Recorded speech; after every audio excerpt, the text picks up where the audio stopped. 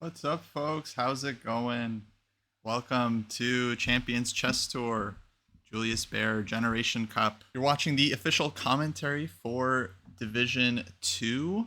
Bunch of super strong players. They're going to be playing some knockout rapid matches today as they fight for qualification into the coveted Division 1, where you can see the likes of Magnus Carlsen, Fabiano Caruana, other super elite players. Hopefully you guys are having a good Wednesday. This is day 1, Champions Chess Tour.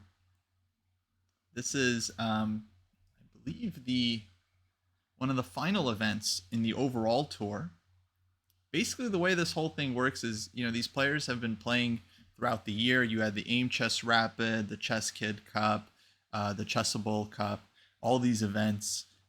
They've had a number of qualifiers from these events. They're also keeping score of who's performing the best throughout the divisions. Then at the end of the year, at some point, they're going to do, I believe, a live final, which is very, very exciting.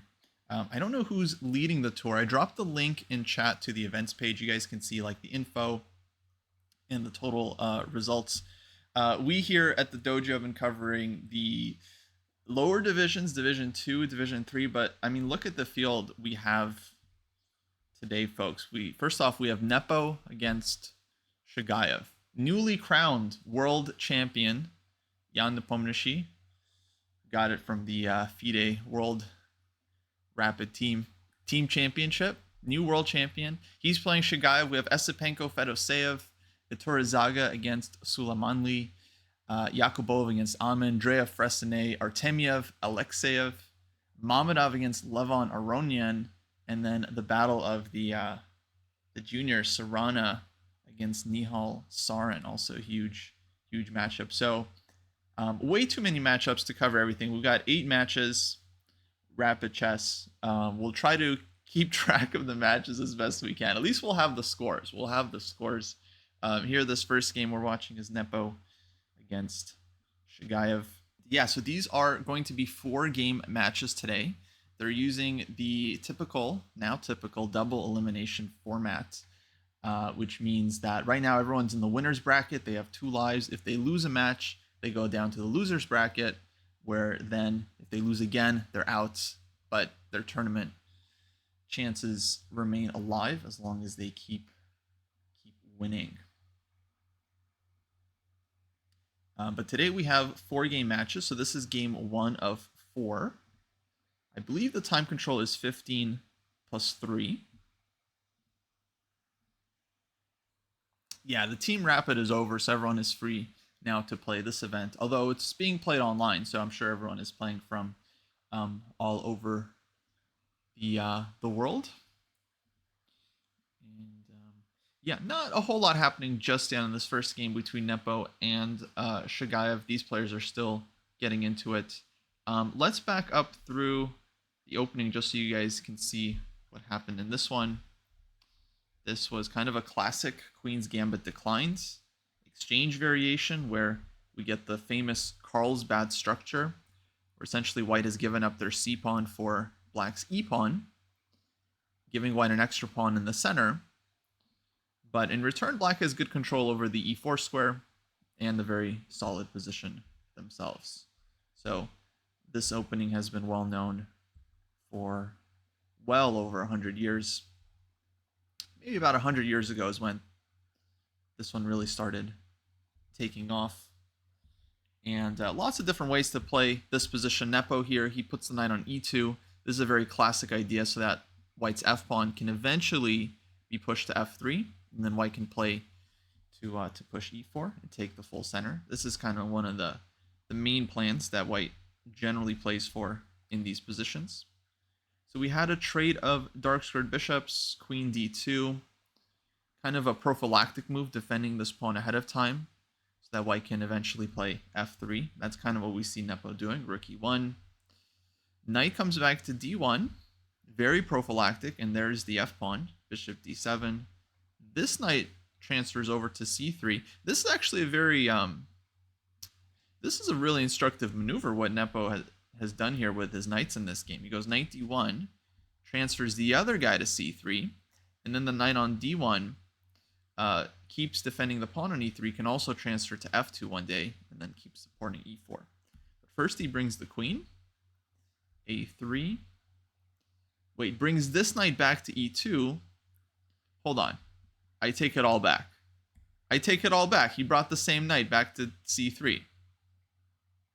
So he spent like 10 moves just to get his queen from d2 to f2. I don't know. Maybe it turned out quite good. Who knows? So bishop d7, takes.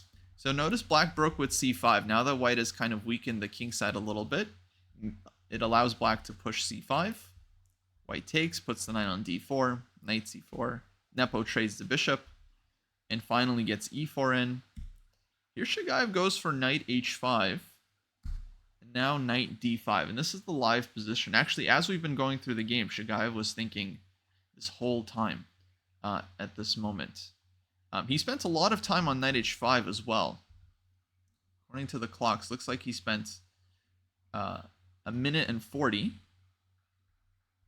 And then it seems like he's been thinking for quite a bit after knight d5. Knight d5, it's very possible, was missed. This is like a typical move, or a typical example, like, because black's knight was on f6, and a common blunder that I and many other players make, maybe less so for these super jams, is when a piece is like covering a square and then you move it, you kind of forget like, oh, this square can now be used. So knight h5 was played presumably to try to get the knight to f4 and queen to g5.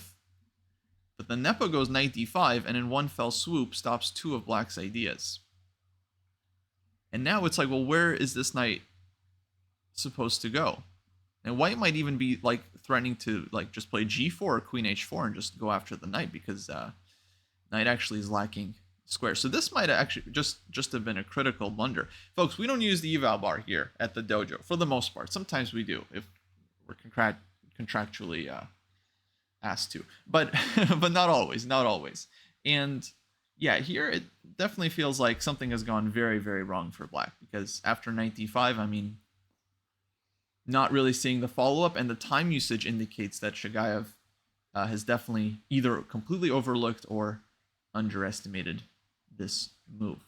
But yeah, critical situation here. Definitely a good chance for Nepo to try and pick up his first win. Let's see, maybe we can jump to another game, because we have 8 matches today. I would love to see what's happening between Rauf Mamedov and Levon Aronian. I'd say Aronian is kind of our second elite guest here in Division 2. I mean, let's be real, folks. Division 1 is for players like Nepo and Aronian, you know, the elite players, the top of the top, but they don't always make it there, because now it's just so competitive. You have all these super strong juniors, all these super tough online players, guys like Nihal Sara and Sarana, that are just very, very strong. So it's really, really hard now to beat all these kids and actually make it. And guys like Aronian and Mamedov, I mean, these are players that have been around for many, many years, and they've been elite for many, many years. They're very, very experienced. Okay, so this one is looking pretty solid. I feel like it's going to take way too long to go through the game. I'll just tell you guys, it was a Petrov defense. Very, very solid line from Aronian. Aronian's not much of a Petrov player. I wonder if this is kind of a new thing for him. I definitely don't remember Levon playing the Petrov anytime recently. Interesting. Maybe some Fabi influence, some Nepo influence. A lot of people playing Petrov these days. Very, very solid opening.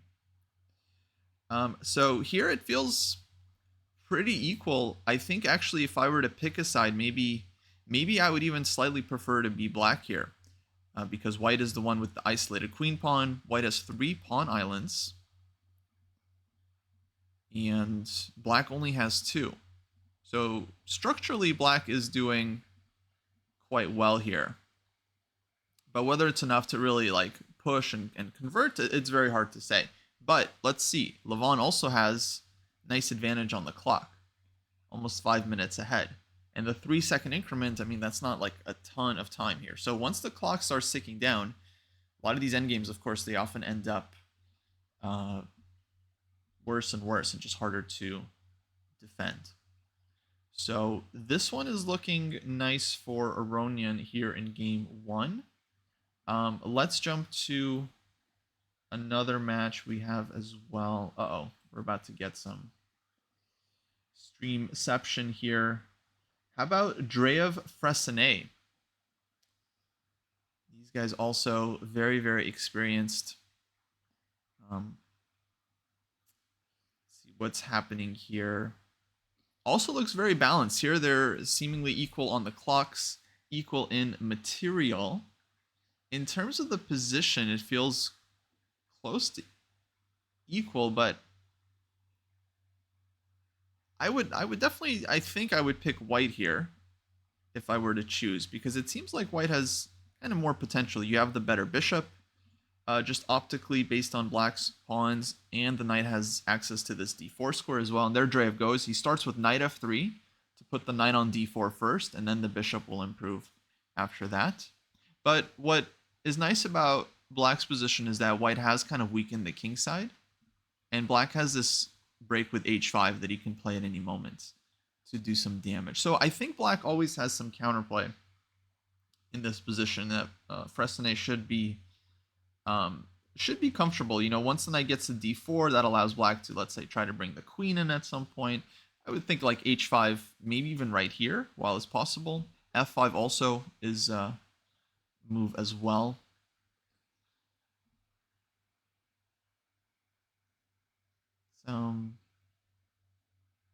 Yeah, I would say if white's pawns were back on like g3, h2 here, then I would definitely like white's position a lot, because then I would think, okay, white is just strategically better. The queen is like very active. Everything is looking good. But of course, with the weaknesses on the king side, nothing is ever clear. All right, let's see another game. I don't want to miss too much of the action, but we're definitely going to. How about Esipenko Fedoseev?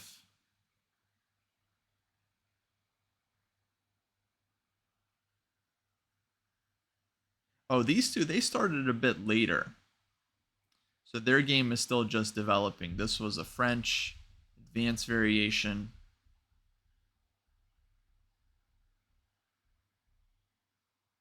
Okay, bit of footsie here. A3, A5, A4. Queen B6, Bishop B5. Knight B8. And this is the live position. Okay, we'll come back to this one because they're still developing. The other games are in the end game and closer to finishing. And oh, Sarana and Sarin haven't started yet. Okay, we'll have to come back to that match. All right, folks, where is our key game? Nepo Shagayev. All right, let's go back here. Yeah, I want to watch this one because this has gone into a rook endgame, and Nepo has 9 extra minutes on the clock. How often do you get 9 extra minutes on the clock in a 15-minute game? Let me tell you guys, not often. Not often. He's also got an extra pawn, though it's not the healthiest extra pawn. So it feels like black should have some drawing chances in this position. But it's an extra pawn, and it's a huge lead on the clock, which means if there's anything to calculate at any point, any nuances, it's going to be very tough for Shagayev to figure this out as black. Whereas Nepo, if he feels like there's a critical moment, he can take his time and really think it through. So here he goes king f2, just keeping the tension. Now black has to think about rook c2 check, or allowing white's king to come in with king e3, king d3. Probably it's just losing for black, actually. I feel like white just has way too many advantages here. Extra pawn and now more active king. And okay, b pawn is hanging, so black takes on a3 here. Pawn takes. Still not so easy here for white, but yeah, I gotta think it's winning. I like this advance, h4. He wants to put the pawn on h5. Close in black's king. So black stops him with h5, so Shagayev on 20 seconds, he's still trying to defend this as best as he can. And now what? At some point, white can, of course, break with like f5, takes e5, something like this, or f5, try to get the king in. And there he goes. But I think he just recaptures if black takes. Oh, no, he goes e5. Wow. So he gives the pawn back, but he's got the more active king, and he wants to enter with king f4, king g5, and uses e-pawn here as well. Yeah, looking very, very nice for white here. I think this is really tough for black to defend. Rook b2, rook c4, and now the a-pawn is gone. But black probably had to get the rook back, because otherwise white's king was just going to demolish the king side. So Nepo again with the extra pawn. Now king is trying to come in, and yeah, it just resigns. It's game over, because f-pawn is hanging. If g6, I think minimum here, white starts with checks.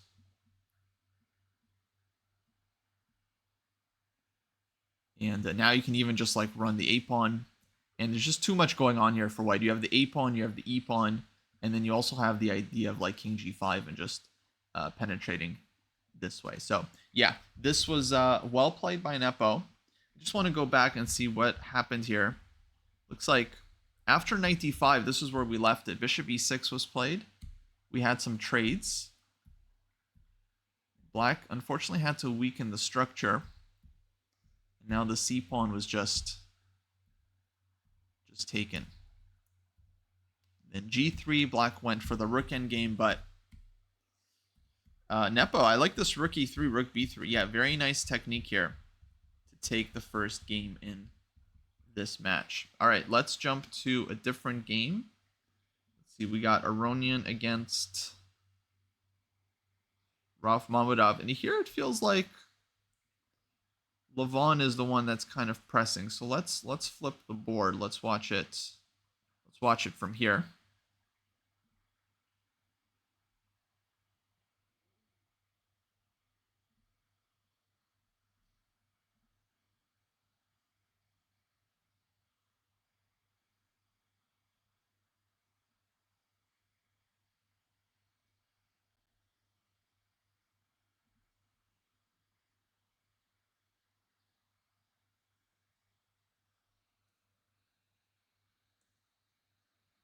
And oh, b5. Aronian breaks, creating a pass pawn.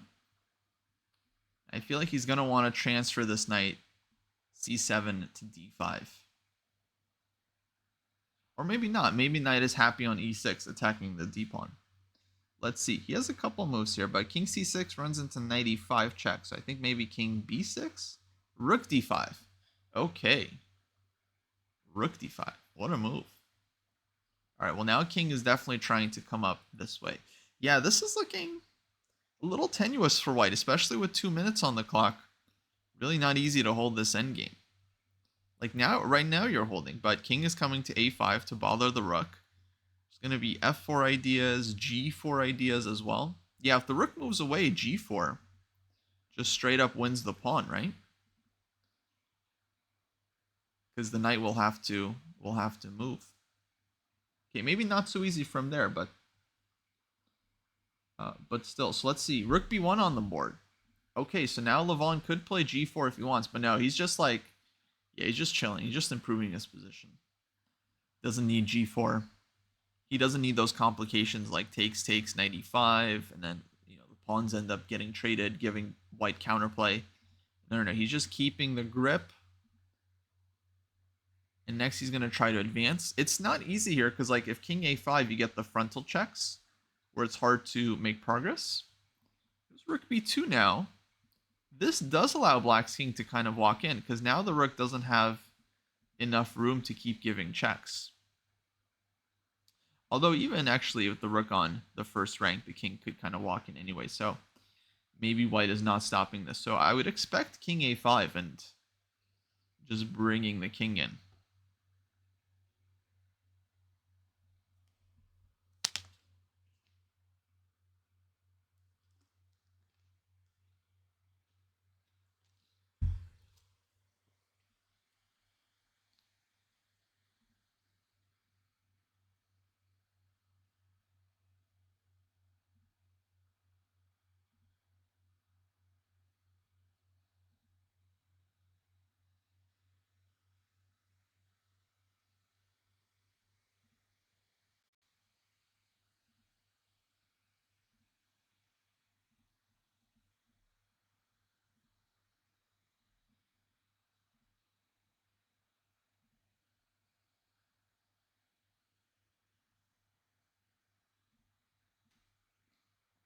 He's thinking about it here. This is the advantage of having more time.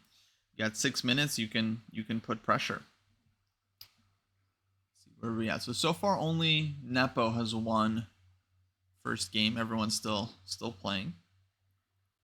But here I think Aronian is definitely going to try to take this for it. Because if you win this one, first game as black, you get the second game as white. Already very, very tough to come back in the match. Though there are 4 games. So, of course, first game doesn't really decide anything. Let's watch Aronian. Let's see how he converts here. So he started with rook d8, rook b1. Now, what is Levon looking for? Maybe rook a8, switch to the a file for some activity.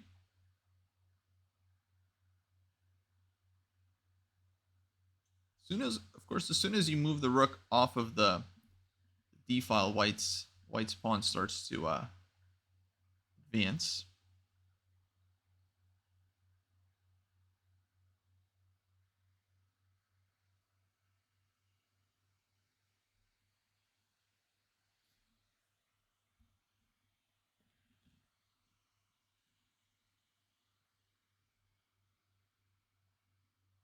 Oh, hold on.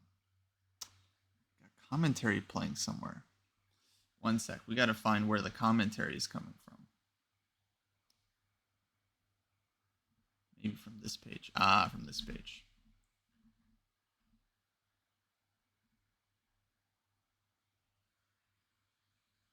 Now.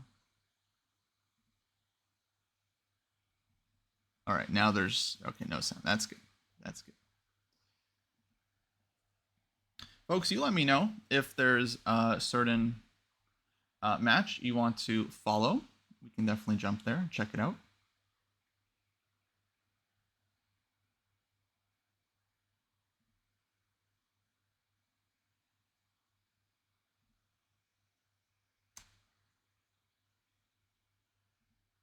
Just trying to see something here.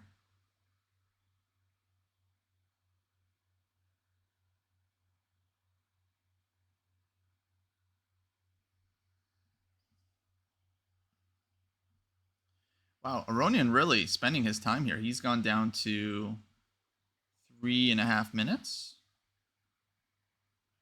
And he goes rook d6. So he's hesitating. He's really not sure what he wants to do here.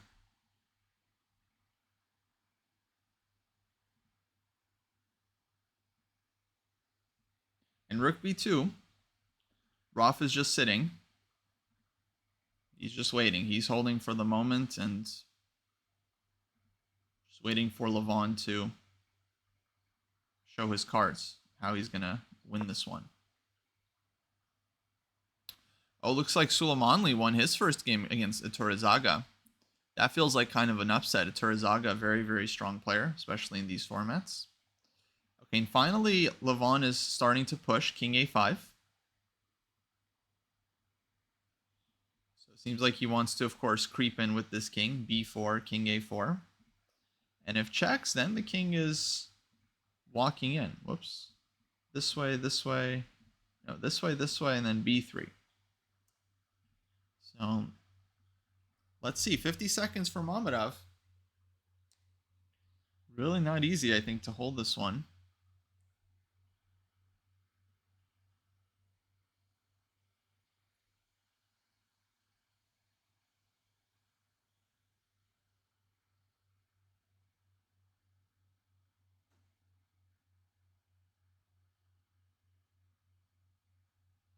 He's running down. He's thinking. He's thinking. Well, it's not easy. Not easy position. Okay, knight e5. That allows black to take on d4. So he was calculating this. So if knight takes d4, I think maybe he wants rook d2. And black has some problems with the pin on the d file. If rook takes d4, then white could take on g6. Oh, sorry, there's knight c6 check. Yeah, that's his trip. That's his big trick. Trick of the season. Rook takes d4, knight c6 check. So So what to do? What to do? You can't go b4 either. Another trick. Knight c4. Maybe king a4, but g6 is hanging, of course. So not easy here for black. All right, he goes for f4 check. Takes. Now I would imagine king was gonna. Oh, but king e4, then he can take here with check. So yeah, king f3. Now if knight takes d4, there's king takes f4, or white's king can activate. So I think we're just gonna see like g5, just some kind of more stable move here from Levon.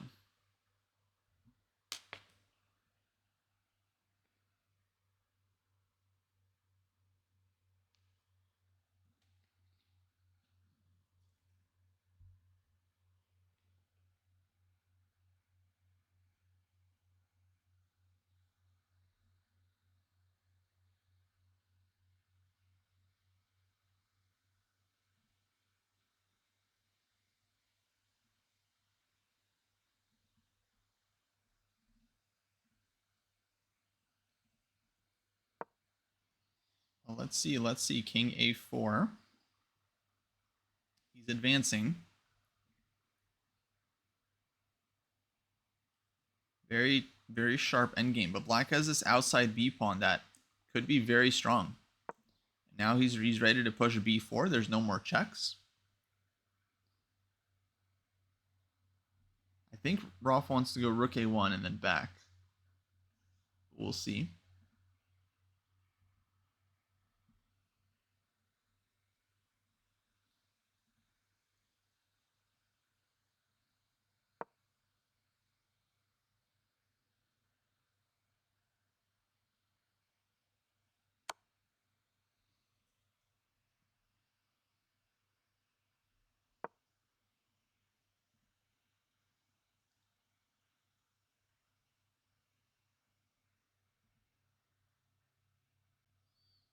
Okay, one king b5. Wow, 1 second for Mamadov there. Knight takes g6. Now he has knight takes d4 check, then king e4. The knights get traded. Also just take with the rook here, try to keep control. But now white's h-pawn is passed. He can start running. Oh, he has knight g5 check and takes. Oh, he wins the knight. Oh, he's got knight for 2 pawns now. Yeah, has to be winning for black with the super strong b pawn. And the knight is very active here. He's got knight takes f2. The knight just escapes. Yeah, rook drops back. Yeah, totally winning for Aronian. I missed that. Knight g5 was just winning the piece. He should be converting this one. Rook and knight and b pawn. Very, very strong here. Okay, rook d6 decides to just take this one right away. Bringing the knight back here. But it feels like black is losing some coordination. Knight f6, king e5. Doesn't quite seem like this is what was best. But maybe knight c3 now. And the b pawn is going to be unstoppable. Oh, takes on d4. Now h6. Oh, this is very tenuous for black. Knight f6, king e5. He has to give the knight back. Is the rook endgame winning? Black's king is cut after rook h4. Key move. And now b3. Yeah, this is textbook, folks. This is textbook winning.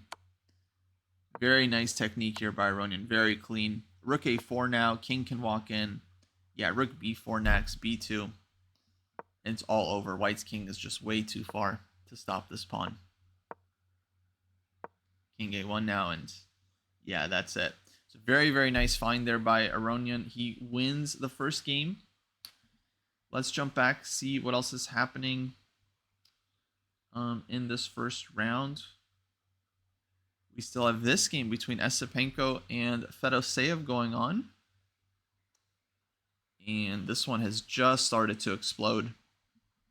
This was the French. If you folks were watching this position, queen e2 played. Black traded the bishops, and now knight b1. Andre returns the favor with the knight maneuver, but black trades that one off. h4, white starts pumping on the king side. Knight h4, g3, f4, bishop e1, g4, g takes f5, and yeah, this game is absolutely exploding.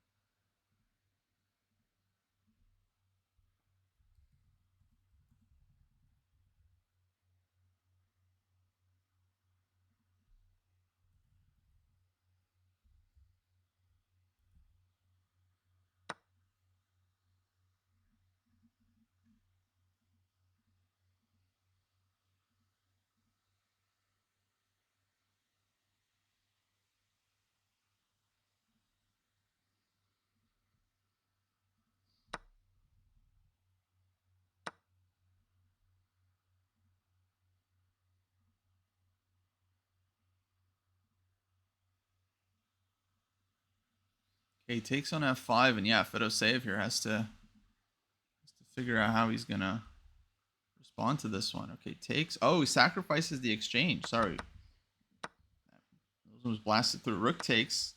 Positional exchange sacrifice brings the knight to e6. Wow, bro thinks he's Tigran Petrosian over here, but it makes sense, guys. It makes a lot of sense. Knight comes to e6.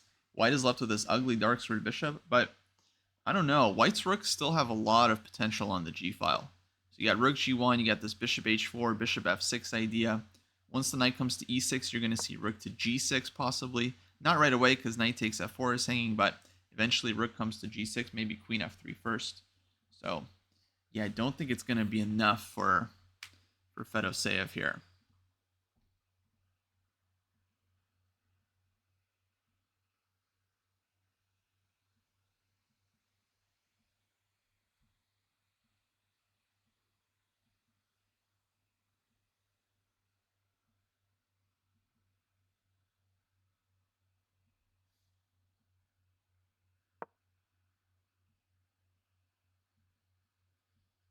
Oops.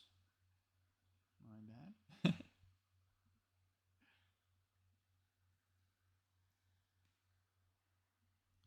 Okay, some first round results coming in.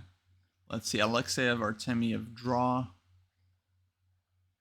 Oh, round 2, Suleimani already drew with Iturazaga. And Basim Ahmed won the first game against Yakuboyev. Yeah, a lot of games, folks, we're not going to have a chance to see, but I did pin the link in the chat for anyone that wants to follow the live games.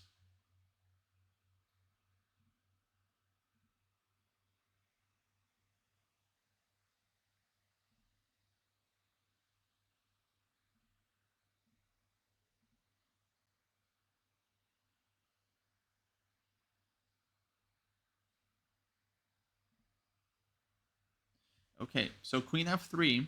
Yeah, as expected, defending f4. Black snags on b5, but now white is going to be able to start infiltrating. Rook g6, bishop h4. Okay, there is queen b2 check in the position, so maybe white starts with bishop h4 here, looking for some play on the dark squares. Or maybe just rook g2. Oh, rook a2. Yeah, that's better. Transferring the rook this way, leaving the bishop on e1. Piling up on the g file first, then we're going to see rook to g6 going after the knight. Eventually bishop h4, bishop f6. We got a big race here, folks. Very sharp position because black, of course, has this a pawn. And if white plays rook g2, you can believe black is going to play a2, try to make a second queen. So this is really a question of whether Esipenko can deliver checkmate in time. Maybe rook g6 right now. Okay, starts with bishop h4.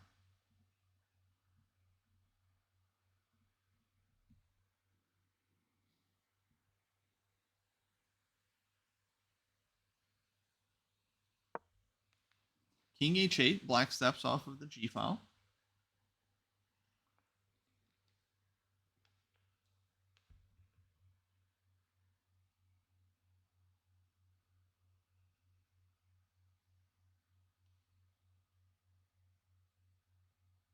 And how's Esipenko going to follow up here? Let's see, you got rook g6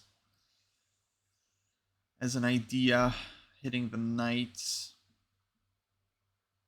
Bishop f6 is always a sacrifice possibility now because you'll open the H file, bring your rook, bring your queen in as well. Rook g6, the problem is black's queen might come in, like queen to b1, threatening to take this guy with check. And that's a big problem. If white loses this rook, then the a-pawn runs, and yeah, if white doesn't deliver mates in time, then could just be losing in this position, so...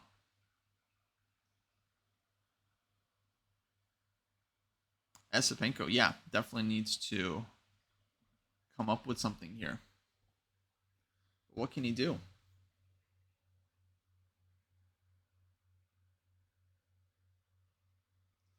He needs a really, really strong move. Bishop f6, just to try something maybe. Bishop f6 takes rook g6, king h7. Might be calculating something like this. There are possibilities here, like, for example, you play queen g3, and black thinks, okay, what's the threat? There, rook g7 is covered. Well, you got rook takes h6. Oh, and bishop f6 on the board takes. Yeah, he's got to do this one. Rook comes into g6. Now threatening to take and start giving queen g3 check. So king h7. I think we're going to see a queen move here.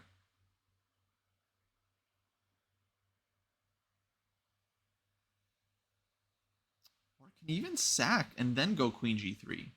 No, then queen e8, black defense. Okay, takes on f6 first, which also looks very annoying for black because now he's threatening the knight, he's threatening the f-pawn, he's threatening rook f7 check maybe. Queen g3 could still come in. Queen h3 as well, actually. Queen h3 is now a very serious threat. I don't know. I guess black has knight g7 still to defend. Okay, queen e8, queen h3. Now white has rook for 2 pieces. It's not a ton of material he sacrificed. Of course, the a-pawn is still very, very strong. So the question is, if white can include the rook and win the game, that's great. But if not, then black is going to win this one. Hello, hello. Good to be here. Yeah. I love covering these events.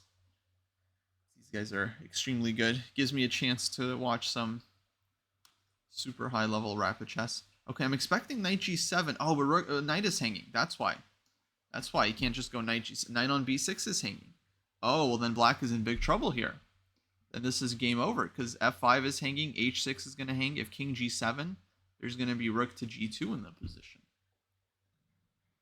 And all 3 of white's heavy pieces are playing. Oh, this is over then. This is just over for Fedoseev. Andrei Esipenko, genius, winning the first game. Brilliant sacrifice with the bishop f6. I'm calling it now. Amazing stuff. Takes queen h3. And now black isn't able to defend the position without giving up loads of material. 1 minute for Fedoseev. We're basically in bullet territory here. And I just don't see a move. I think queen takes f5 is a mating threat. So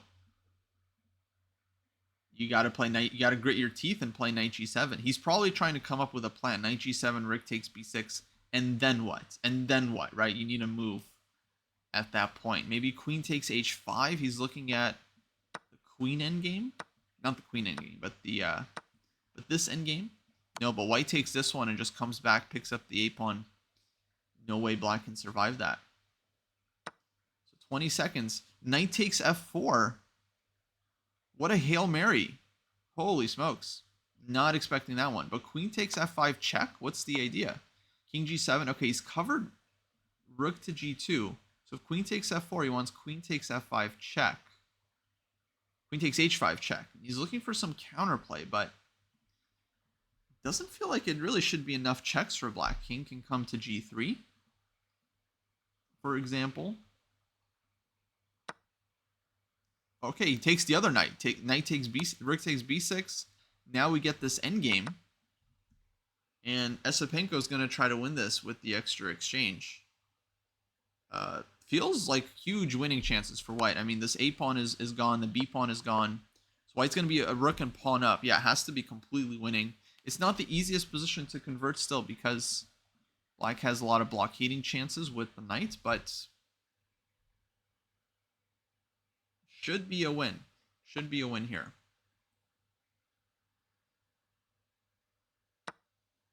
Takes rook c8. Yeah, black absolutely has to keep the rook on. if he has any chances to survive this. But now white can bring in the king, king g3, king f3, start to get the rooks in as well, rook a6, rook f6. But it won't be easy. Won't be easy. 40 seconds. Esipenko needs to keep his cool. Wow, rook a7, offering the c-pawn. With knight h5, Fedoseev sniffs out the trick, which would have been rook g7 check, followed by taking the knight. If rook takes here, this check, black just loses the horse. So knight h5, and now c-pawn is hanging again. Has a couple ways of defending, but I think Esipenko might be looking for mates. Maybe rook a1, rook g1. But no, I think just rook f3, just calmly defending. Okay, gives rook g2 check. Ooh, and where to go with the king? You don't want to go to the h file. If you go to the f file, then you keep getting checked. If he goes there, I think on f4 it would have been rook f7 check and then e6, e7. Very unpleasant. So now it's totally winning for white. Black's king is cut off. Okay, he's trying to fight with the rook, but can't imagine it being enough. Knight still has this f4 square. It's not easy. It's not easy. There was an idea. Oh, wow. There was an idea to go c4, but then knight f4 would cover this one. So I don't think that would be winning. So rook a6, rook f3 takes. Oh, moves are coming in fast. Rook e3, king g1. Let's get to the live game. Rook e1 check, king f2. Okay, white's e-pawn is super close. Oh, and there goes the knight. Oh, and that's going to be a GG. Fedoseev dropping the first game. He's going to have to come back in the second game. Well done by Esipenko, huh? I mean, look at that bishop f6. What a find. What a find. All right, folks. Esipenko takes the first game. I think that concludes all the first games. Serrano, by the way, up 2-0. I didn't even see that match start, so I'm not sure what exactly is going on there. But he's already won 2 games. Everyone else is on their game 2. Actually, looks like a couple players already finished. Let's jump to a live game.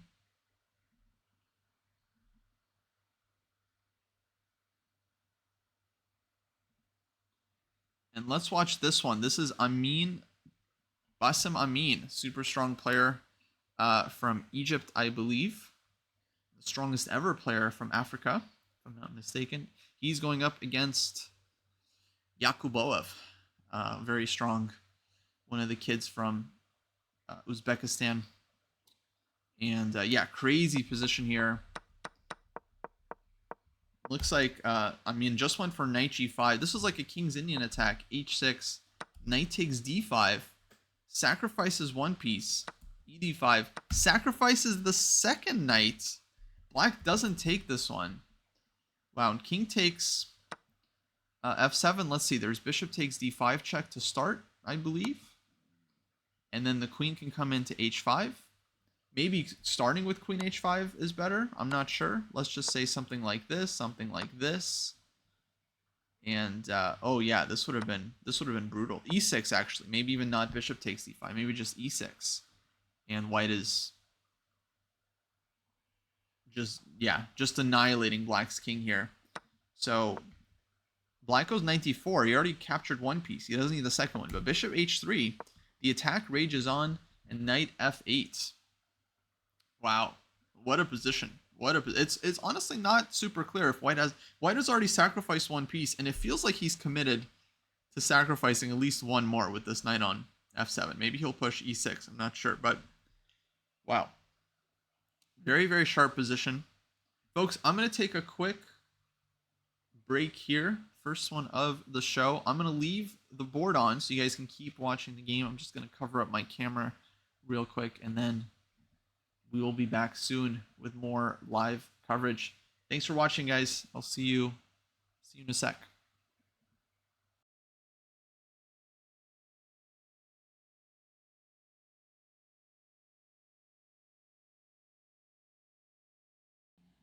All right, folks, we are back. Wow, it looks like Amin just won that game. Like, crushed it. I mean, man, let's review what happened, huh? So we left it off here. Bishop h3, knight f8, e6 played, cutting the board in two. Rook c6, and then boom, there goes the second knight sack. Knight takes h6, queen comes in with check, queen h5, now threatening all kinds of mating ideas.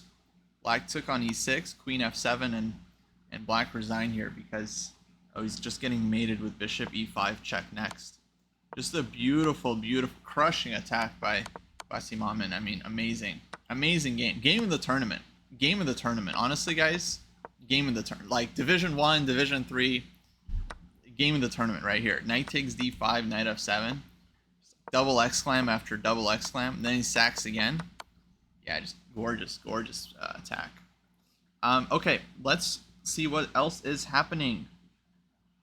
We got more games. Let's see here. We're going to pick one real quick. So Aronian, he's up one against Mamedov. He's pushing. Alexeyev, Artemiev. And, oh, those guys are on to their game 3 already.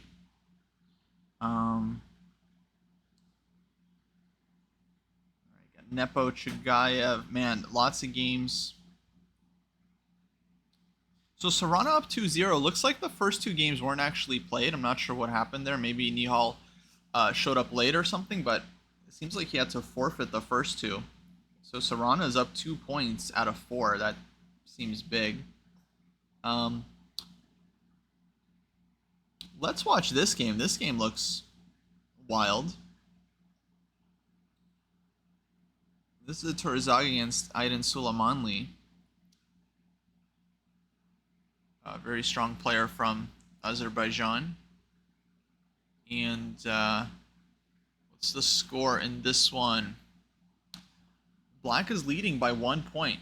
So Torrezaga definitely going to be looking to bounce back. Oh, and he hits him with the E3 poison. You guys know I like this one. Very fun opening to play for white sometimes. And yeah, there he goes. H4. Bishop d3. It's basically like a reverse Sicilian. That's how I would explain this position. White has given up the c-pawn, and it's like playing the Sicilian here and now kind of counterattacking. And g4, wow. What a shot, huh? Takes, check, knight g5. Just playing for the attack. And now bishop g8. Oh! Threatening queen h7 mates with 2 separate defenders. So g6 forced. Now bishop takes f7. Oh, looks like white is just absolutely breaking through here.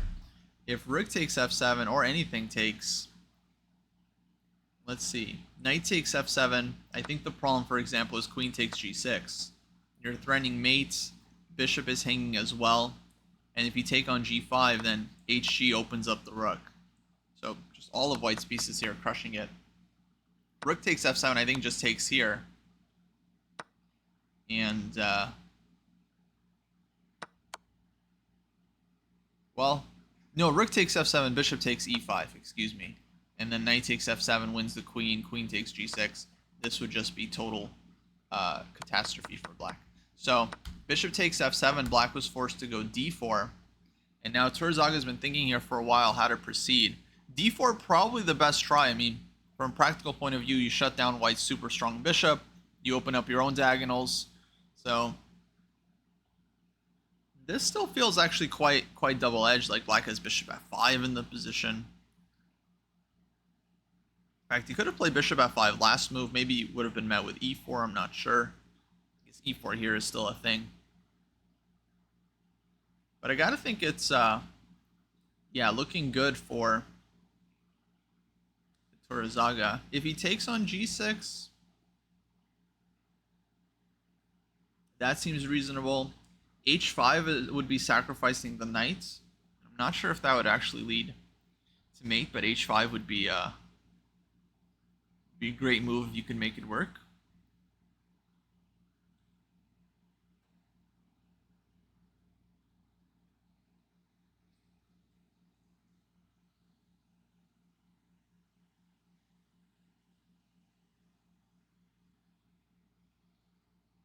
I don't know. I don't know.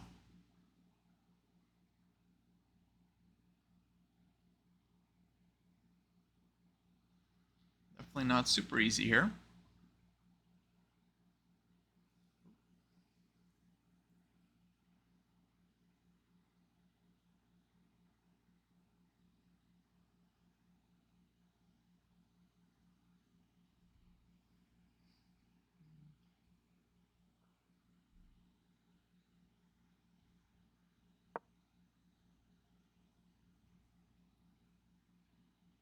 Queen e4 played.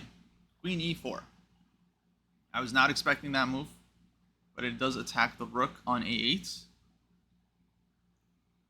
which is hanging.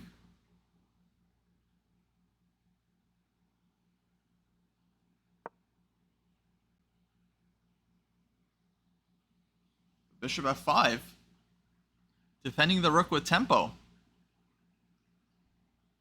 What does Torizaga have in mind here? Because he can't go queen f4. There's knight d3 check.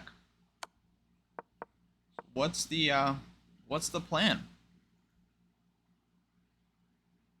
Oh no, there's knight d3 check coming anyway. What was queen e4, guys? What was queen e4? I think this was a huge blunder, folks.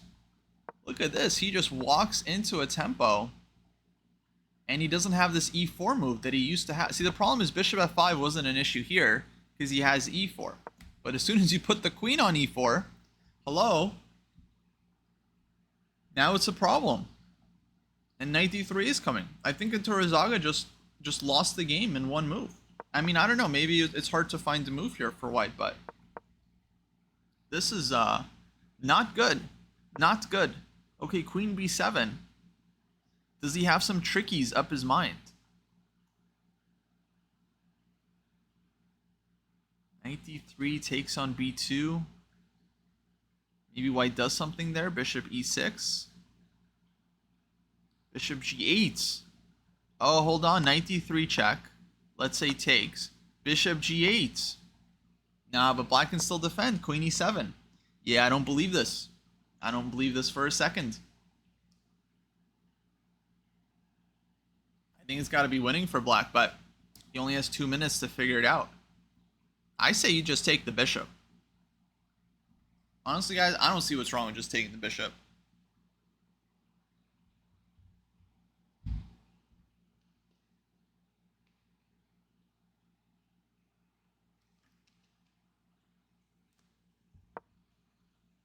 Oh, rook b8 first. Okay.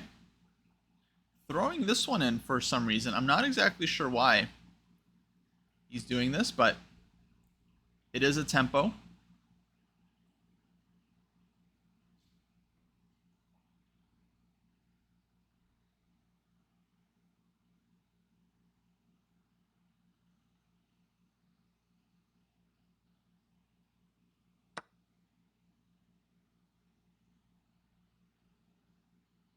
Okay, takes on a7, as black was kind of asking for. And now what?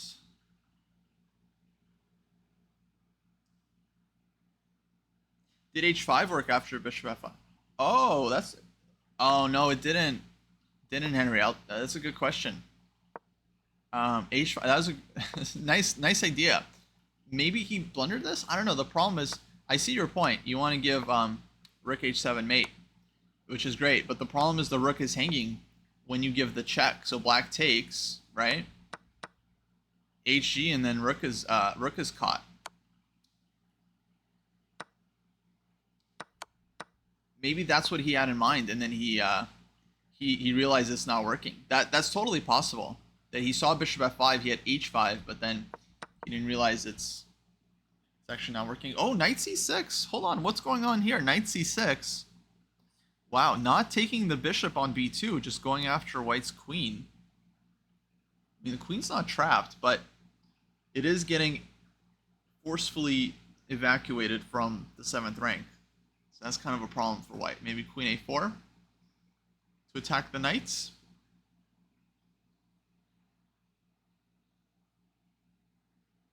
But the issue now for white is not so much that he's losing material. The issue is that his pieces are all jumbled up, right? If white's queen is on the queen side, then that means he has no attack. And black is just gonna slowly take over the. King's actually gonna be very safe here on G7 eventually. 90 seconds for Torizaga. Again, it comes down to the bullet. They do have the 3-second increment, so it's not like pure bullet. But the hardest part is transitioning, because you've been playing at like a slower pace, like game 15. You have some time to calculate. You have some time. But now it's like, no, you got to move. You got to move. Eduardo Torizaga Bonelli, you got to move. All right, there we go. Queen A4, finally. He heard me. We're all in the same Zoom call together, so I can tell the players when it's time to move. All right, Suleimani, it's up to him now.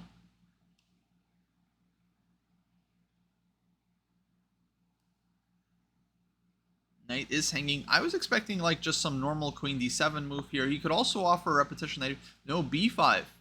Whoa, B5. Hold on, Rook B6. Isn't White's queen just trapped here?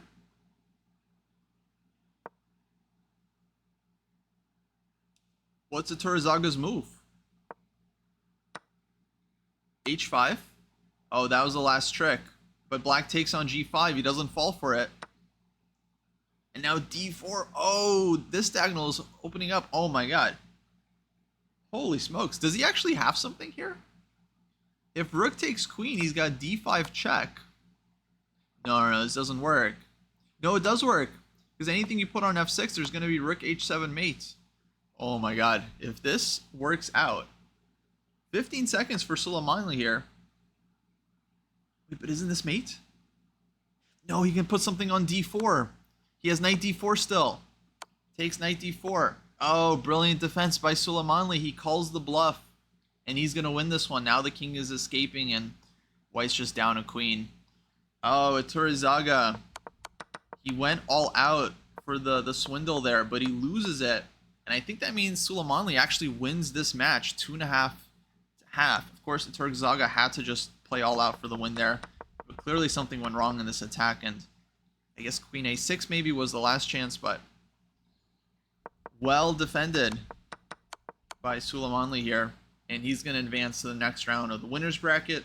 Torizaga goes down into the loser's bracket, but he'll get a second life in this tournament. Let's see what else is happening. Mamadov, Aronian haven't started their game 3 yet for some reason. Maybe they just finished their game 2. Let's jump to Alexeyev against Artemiev. Vladislav is one of the best online players these days. He's playing black here, and first game was a draw, so they're even. It definitely feels like Artemiev is trying to push in this position. We just had a trade here. C4 takes. BC4, rook takes A4.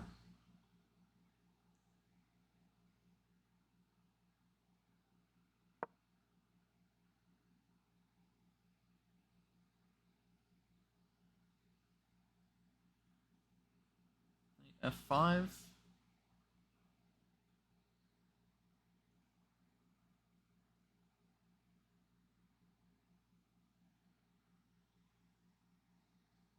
Feels very nice for black. He's got this B pawn, C pawn feels weak.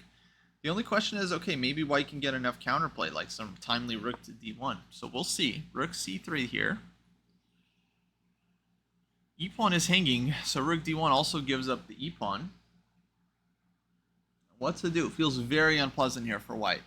Very, very unpleasant. I mean, black is just getting this B pawn, and knight is going to transfer soon. Knight D7, knight C5. Maybe knight D6 he can play. Knight D6, rook A6, something like that. C5 takes, rook takes. Knight E7 check. Oh, he's playing for knight D5. Playing for knight D5. He wants the rook endgame. He's still going to be down a pawn, though. Knight D5. Rook C2. Oh, what a trick. Another trick of the season. Rook C4. Not knight takes F6. Knight B6. Winning the exchange. Okay, that he would have gotten me. He would have got me. He had me in the first half. Not gonna lie. Okay, but rook c2. Black is still putting pressure here. So Artemi wants to double on the second rank, force White's rook to go passive, maybe play rook to b2, but feels like White should kind of have enough for a draw here. I'm not sure. Okay, rook takes b4. Oh, they're just trading? Okay. Takes. Knight d7.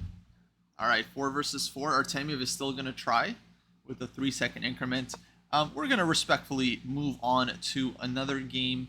I'm sure this will be a very fascinating time scramble. But the position, I mean, it's like almost symmetrical. Really not a ton going on. But okay, Artemiev, he's going to push it. You know, why not? He believes he's the better bullet player, and he's going to go for it. But in the meantime, let's check out another game.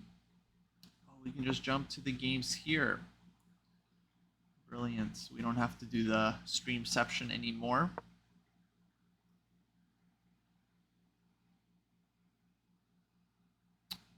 Whoa. Mamadov Aronian back to the Petrov. Mamadov is has sacrificed a piece, it looks like. We got to go back here. So Levon is leading this match by 1 point. And Mamadov goes for the very sharp knight c3 against the Petrov, going to castle queenside, h4, rook e1, d3, knight g5, g6, and boom! Taking a page out of Basim Amin's book, knight takes h7, h5, takes on g6, knight e4. This is the live position. This is what we've got. So White, I mean, sacrificed a full piece here to open up Black's king. And there's no mate immediately, but will he be able to bring his pieces in time before Black can consolidate? Yeah, I don't know. But very interesting position.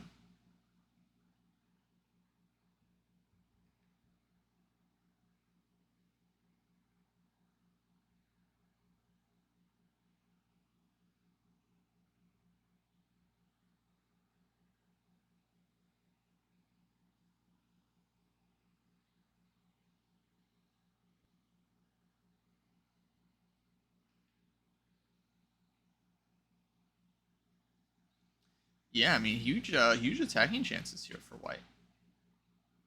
But now knight e4. I don't think he wants to trade because that gives up one of his best attacking pieces. You definitely don't want to trade queens.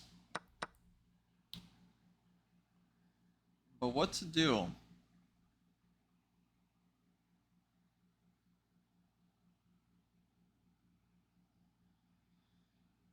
White's queen is, of course, hanging. Of queen e3, you give Black a tempo to take on g6. Because what just happened was king g8, hg. And then if takes, okay, bishop takes. This, all right, definitely looks like a very strong attack for White. Lots of ideas. But knight e4 is a very clever defensive try by Aronian. Just blocking the attack, you know, just not letting White's pieces get in.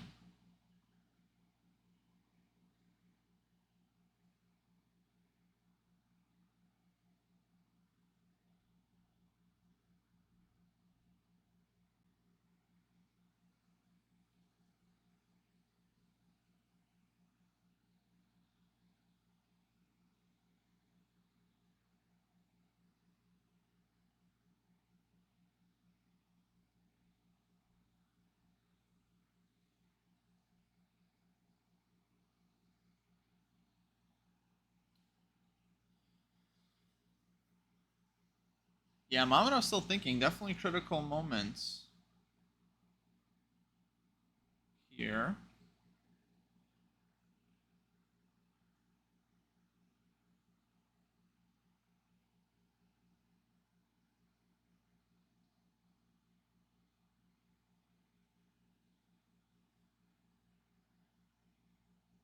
Maybe queen d1, queen e2. This is also a move, but Yeah, the problem is black is always taking on. So he's definitely considering to insert this one. And then maybe something like queen e2. But where exactly is this going? Queen h5. A lot of the squares are covered. So he really has to come up with some kind of vision for the attack here.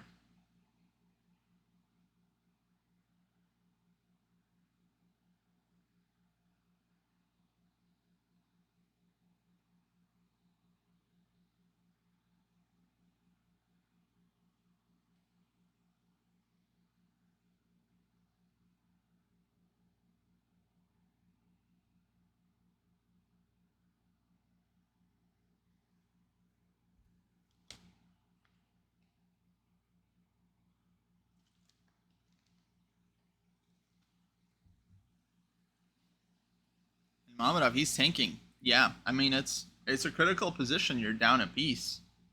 If you don't figure out how to get compensation for it, you're just lost. Just lost, folks. So, what to do? What to do? Yeah, okay, he goes queen e3. Oh, queen b6 quickly by Levon. He was ready for that one. I was expecting this guy. I thought FG. No, queen b6. Hold the phone. And fast, too. White spent 4.5 minutes. And Levon, such a punisher. Just like no thought. Just keeping the pressure. Just queen b6. He was ready. Of course, he was thinking during Mamedov's time, but now he's putting more pressure. Now Mamedov has to think. Maybe he didn't see queen b6. But what to do now? Because queen is hanging, f2 pawn is hanging. So if queen f3, queen takes f2. And queen h5 maybe is worth a try. I'm not sure what's happening here. Oh, but knight g5. Oh, and black would be holding everything, I think. Not totally clear, but there's still like rook f1. Oh, yeah, still a lot going on here. But now Mamedov has to calculate this all in his time.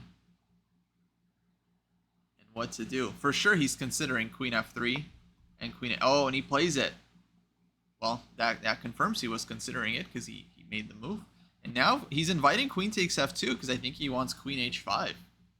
And he's ready. He's ready to go all in here. But maybe black can just start with fg.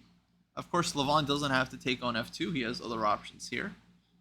And now it looks like he's taking a bit of a think to try and figure this one out.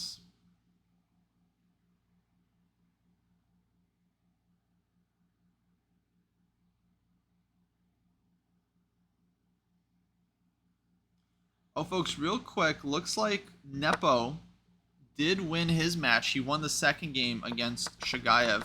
I was watching this one a little bit just out of the corner of my eye. It was some kind of fascinating King's Indian.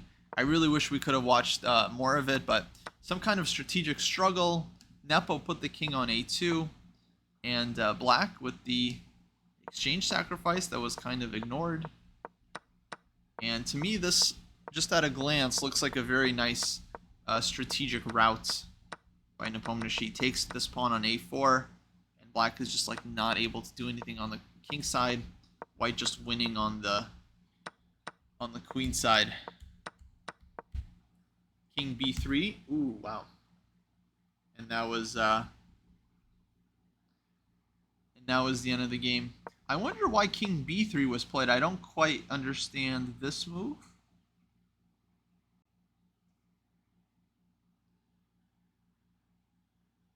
Well, I guess maybe a6, rook g7, black can still fight on, but king b3, he shows that a6, king a4, king b5, and the king is going to walk in. So Nepo wins this one, clinches his match. He'll advance to the next stage of the winner's bracket. Shagayev, he goes down to the loser's bracket.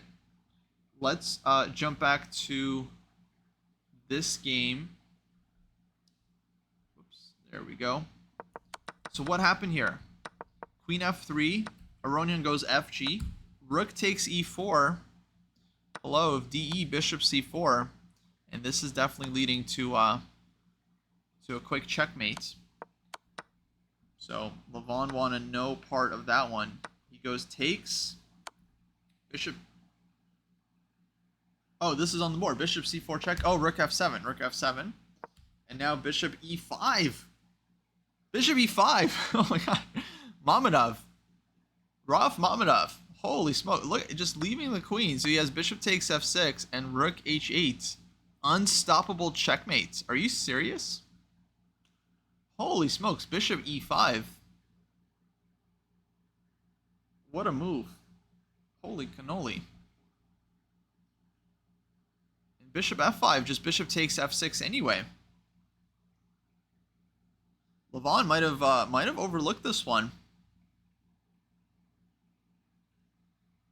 Wow, Mamedov might just be straight up winning here, folks. I mean, this is like a mating attack. How do you stop? Bishop takes f6. Queen takes f6 is a threat. Bishop e5 is mate in 1 after queen takes f7. Mamma mia. I mean, this is just mate. Folks, I don't see a move. I don't see a move. This is just mate.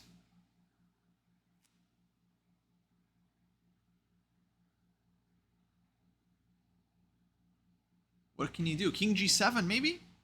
King g7? Can you try to defend like this? No, minimum there's bishop takes f6 check, rook takes f6, queen takes e4. Maybe king g7 is not so clear.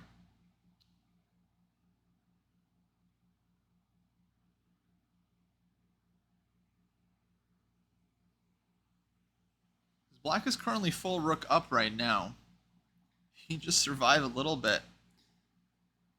Oh, and that's it. Aronian just resigns. I don't know what was going to happen on king g7, but I guess it was just over. On bishop f5, just bishop takes f6 anyway. And rook h8 is unstoppable. Well, I'm just curious here. What was the win after king g7? Oh, queen f4 was the killer. There were other moves here as well, but queen f4. This is the killer. And then queen comes into h6. Wow. Wow. What a finish. What a finish by Mamedov. Yeah, I mean, what a move. A lot of amazing games here. Bishop e5. Holy smokes. Holy. If that doesn't get a double exclam, then no move deserves a double exclam. Let's just put it that way.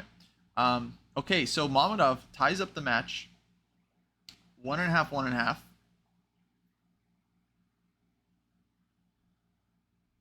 They'll be playing a game 4.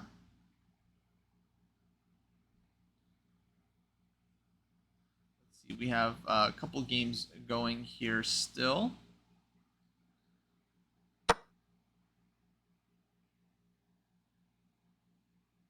Vasi Mamin, he just needs a draw in this game. He's up 2-0. He just needs a draw to advance to the next stage here in the winner's bracket. And this very much looks like a King's Indian he played against Yakubov. Indeed it was. And, okay, not a lot of time. 30 seconds here for whites. What is the situation? Equal material. Very double-edged, though. Black's queen looks really nice and active. F-pawn is strong. White's pieces are kind of funny. King h8 was the last move. Threatening now to take the rook on account of there not being any discoveries. And Yakubov, he's going all the way down here. Needs to make a move. He's in a must-win situation. And finally gets it off with less than a second on his clock. Bishop c2. Jeez Louise. He's just moments away from flagging here. I wonder what Amon is going to go for. Black does have to be careful. Queen h6. Queen h6 could show up at any moment. He could have played this last move. Why didn't he go queen h6 last move? Maybe there's some queen e1 check business he didn't like. So knight back to f6. Amon playing this super carefully. Defending h7. a3. Yeah, you can tell both these guys are just like... Oh my god, they're both trying not to get mated themselves. in this time scramble, but now, at some point, D pawn is going to start hanging, and this could very easily turn for black. Okay, bishop e4. Ooh, playing for the activity. Knight e4. But now what? Rook f4? F3 pawn is hanging. White can go knight takes f3. Could be getting away here a bit from Basim. Knight g5. Offering the endgame. In the endgame, black would want to take this h pawn and then this f pawn, and that could be very, very strong. Oh, and he's offering a draw. He's very happy with the draw here as black. Excuse me. Whoa, knight g6. Knight g6. Uh-oh. King g7, he doesn't take because both queens were still hanging. What a move. He just ignores the knight. If he took the knight, then it would have been queen h6 check. Takes here. White can take here. It's definitely quite messy. So king g7, queen e3. Both knights are hanging here. Queen is hanging as well. You got to take this knight on g6. Oh, knight c3 check. Throws the knight. Now we have this heavy piece endgame. Again, black just only needs a draw from this game to advance in the match, so he must be in good shape. But on the other hand, Yakubov, he has nothing to lose. He knows he has to play for the win, go all out. So that can certainly give him a sense of freedom.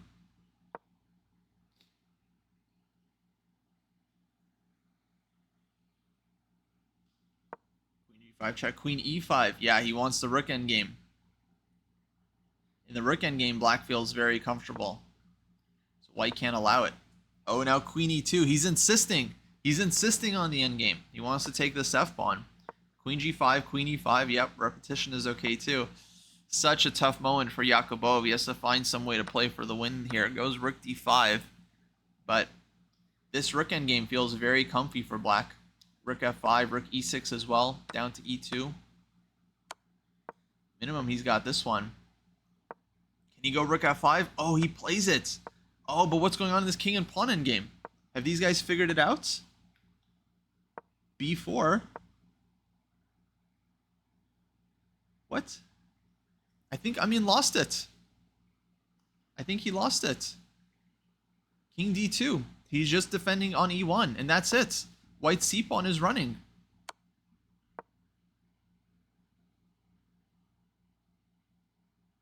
And that's game over. And Yakubov gets a second chance just like that. Wow, king g4.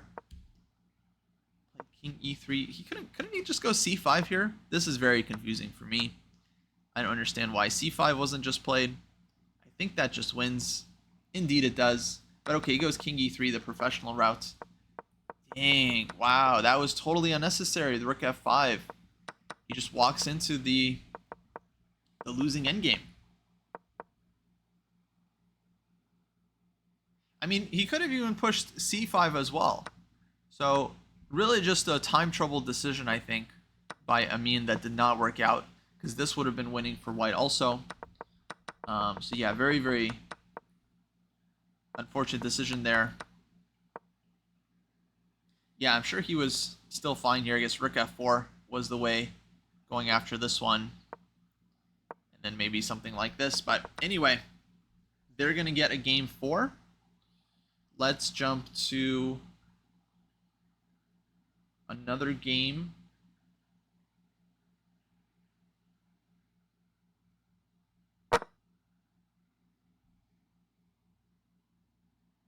Okay, Dreyev Fressinet. This is their game 3.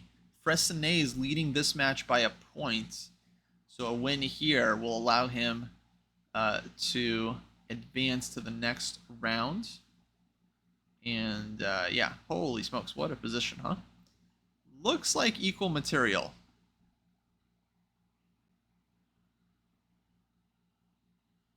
Looks like.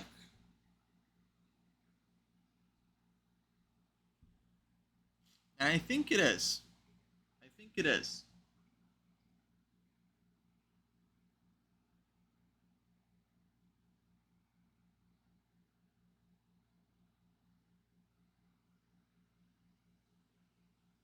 Yeah, very, very tough position to judge, gotta say. really hard. All the pieces just kind of randomly thrown about the board.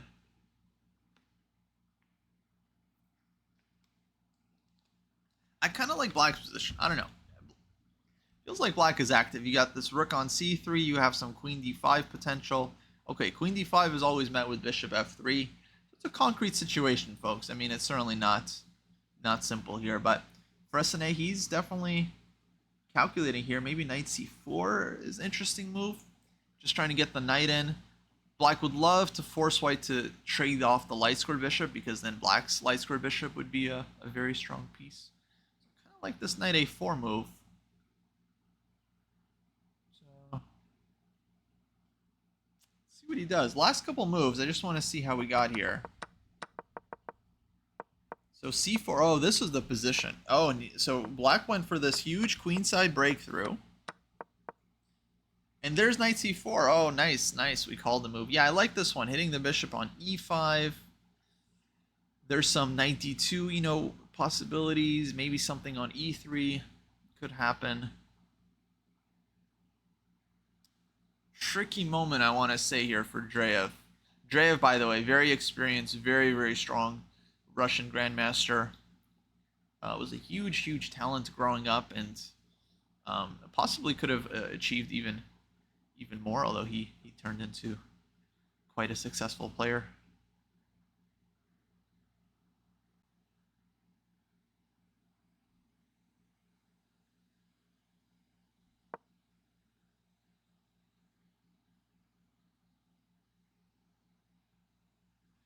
Okay, bishop g3.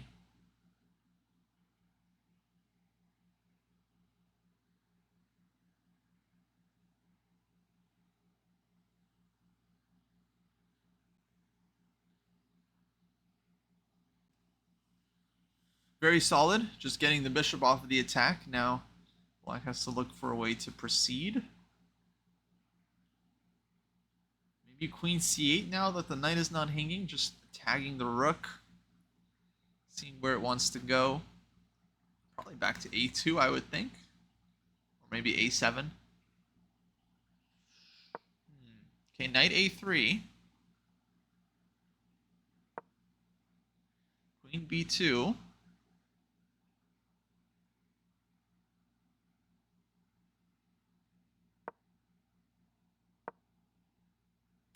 Rook c2, queen a1. Hold on, what's going on here?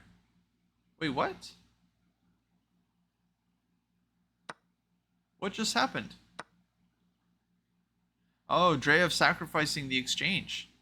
Oh, I'm just wondering if this was forced. Okay, so knight a3. Yeah, actually, he didn't really have an option because this one is hanging. Sorry, I just didn't understand what was happening here. I was like, did he just hang up? No, he had to. Basically, he had to kind of go into this. And, oh, that's it. Just resigns. Oh, because queen takes a3. Oh, there's going to be queen d5. And, oh, it's just game over. This is actually just game over. The point is, white would have to play f3 here, and then rook takes e3 comes. And now black is up in exchange. Everything is just kind of collapsing. And yeah, so Fressinet wins this one, and I think with it the match. So he'll be advancing to the next stage. Yeah, queen d5 is not force mate, but still very, very strong. And he's up the exchange and winning more material now. So basically just game over. In the meantime, we have some final games starting. Like this game 4 between Aronian and Mamedov. This match has been quite hectic so far. We also have a game 4 between Amin and Yakuboev.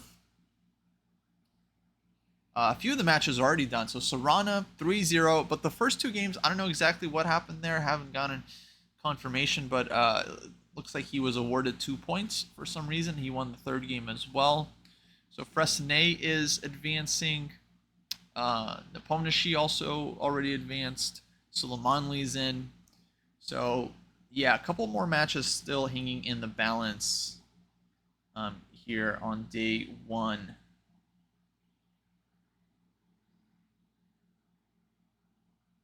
Well, this is a very critical game 4 here between Aronian and Mamedov. if they draw this game, if we don't have a winner, then they're going to move to Armageddon. And Armageddon for these events, the way it works, they typically use a bidding system. So what they say is, the player with white will get 15 minutes, and whoever's playing black, they bid, or both players bid for how much time they're willing to take with black. So maybe you're willing to have 10 minutes, and you get black and draw odds, or maybe you're only willing to do 12 minutes, but then you get the draw odds, or maybe you'll do 8 minutes as long as you still get the draw odds. So the players will have to kind of pick and choose how much time they want to offer in order to get the coveted draw odds. But we're not quite there yet. First, they gotta play this game.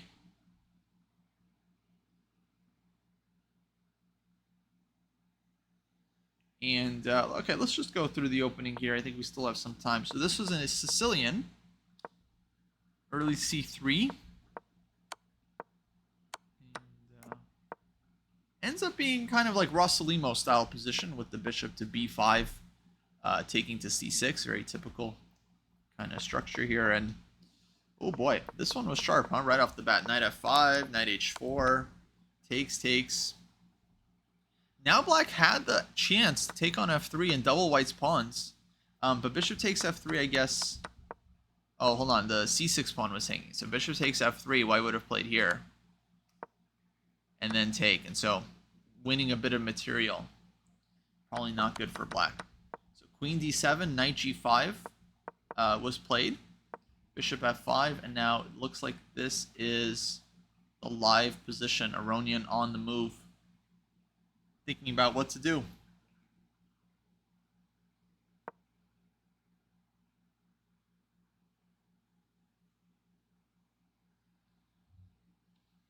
He goes d4. Okay. That looks like a reasonable move. Yeah, strengthening the center.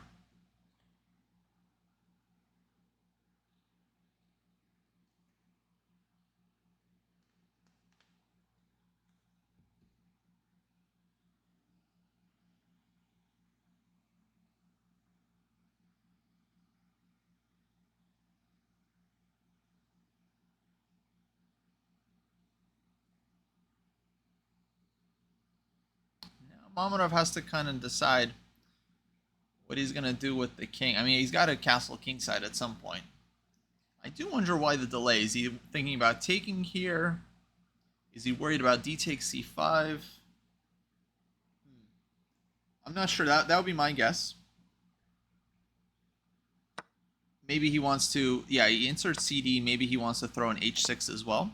No, he just takes and castles. But now b3, Levon, he knows exactly how to play this position.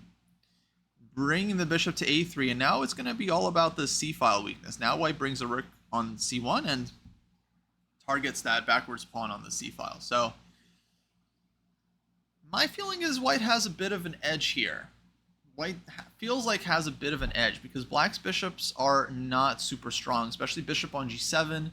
It's very restricted. It's biting on granite, so f6 immediately breaks out, and the bishop on f5. Possibly a strong piece, possibly an empty bishop as well. I guess it will all hinge on whether this f6 generates enough activity here for black. Folks, I'm going to take a real quick break. We'll be back in a few. I'm going to leave the game on so you guys can keep watching. I'll just close up my camera real quick. Yeah, catch you guys after the jump to watch the end of this match.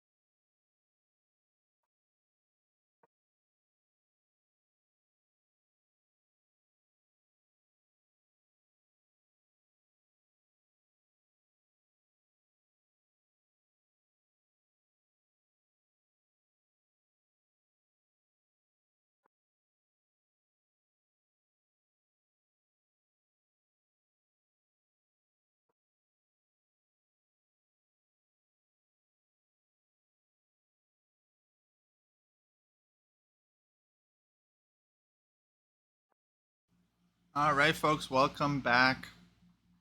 Welcome back. Aronian, he is still trying to convert this rook in game. He's been a bit better for a while. Let's just go back when we left it off. We had f6, knight f3, and we had some trades. White gave up a pawn, but black structure was very funny. Queen c4 was a check. And yeah, we landed in this rook endgame where white is gonna win the pawn back at some point, but that hasn't happened just yet. And it does feel like black is the one that is, yeah, very just tenuously defending here. I mean, the c pawn is falling. Rook f6, there's rook c7 check. So it looks like Levon is about to win back the pawn, and then he's going to claim that he's better in this rook endgame. So let's see if that claim turns out correct. Okay, 130 for Mamonov, 90 seconds. Oh, folks, not easy. Not easy. If you go after the a-pawn, I think white inserts rook a3 first. Okay, rook b7. Going for the counterplay, but rook b3, Aronian is ready. He's always putting pressure, right, with the quick response. He sees the move coming, and he has this response ready.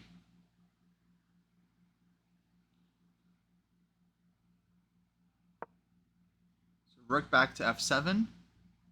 Now rook d2 is a threat. Earlier, rook d2 would have been met with rook e2. So you can't take. Then rook d2 would just be too much counterplay for black. Maybe rook b2 is coming. But that allows e3. Right, rook e3. Mamonov, I think, going to repeat here with rook b7. And Levon is going to have to find a different idea if he wants to play for the win. And I feel like he does. He's got a big edge on the clock, but oh, and Mamonov doesn't repeat. He goes rook d2. Oh, he realizes this is easier. He just forces the draw. Okay, so these guys are going to Armageddon. They're going to take a quick break, put in their bids. One of them is going to have white in 15 minutes. The other is going to have their bid plus black and draw odds. Okay, let's jump to another game. Looks like Andrei Esipenko won a second game in his match, so he's leading 2-1 against Fedoseev. Meantime, we still have Artemiev and Alexeyev. They're on game 3. And, oh, let's jump to this game. Amin Yakuboev. Basim Amin, he just needs a draw. He needed a draw out of 2 games.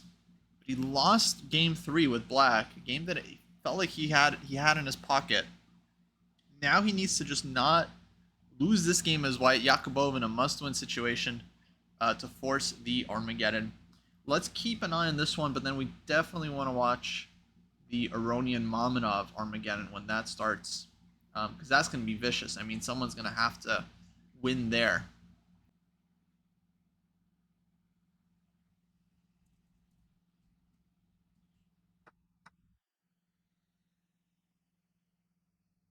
See what's going on here. So queen c4 display, takes. Can black play for a win? Well, of course, you can always play for a win, but the question is, will he be successful? Rook to d4. If anything, it feels like white has the advantageous position. Can put pressure on this d-pawn. He's got c5 square as well. His bishop on g2 is very strong. Of course, black has bishop e4 as well, coming to neutralize, so probably it's about balance. I imagine black is okay here. Maybe we'll see queen c3 next. Queen f, no, not queen f4. Can't hang the knight. Queen c3 maybe.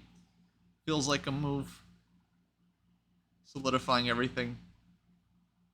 Very delicate situation here as white. You know, you feel like you're not worse. You're probably better, but you just need a draw to advance in the bracket.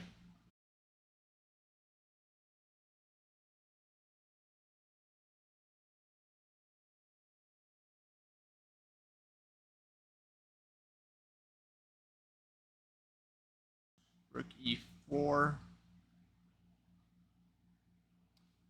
Yeah, it's just a position. Like, they just gotta play.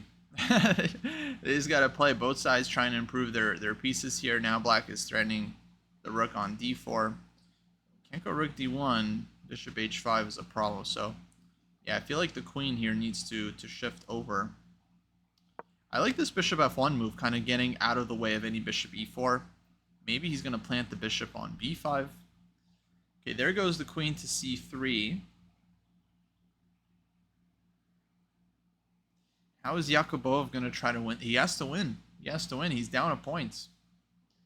He's down a point. Yakubov not sure what to do here.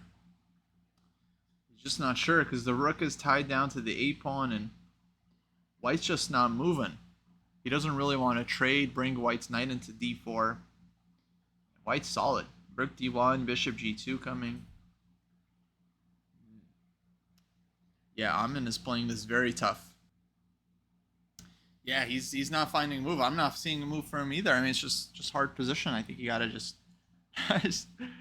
keep playing like rook e7, you know, rook e5. Just back it up. Rook e8. What to do here for black?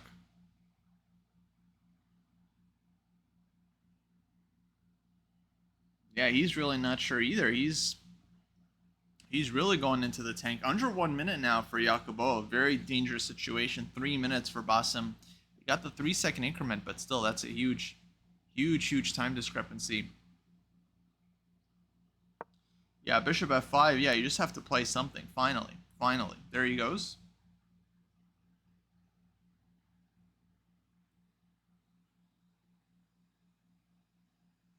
Now maybe bishop b5 for white. Rook c8, definitely a threat because it's undermining a lot of white's pieces here. Don't really want to go knight c5 walking into the threat, but I guess knight c5 isn't a move right now. Just hitting the rook, maybe knight c5, rook c8, and then something. Could even actually knight c5, rook c8. You can even take here. Take on f6, and then take this one with the pawn. With the 2 rooks against the queen, white definitely wouldn't be. I don't think would be risking to lose here.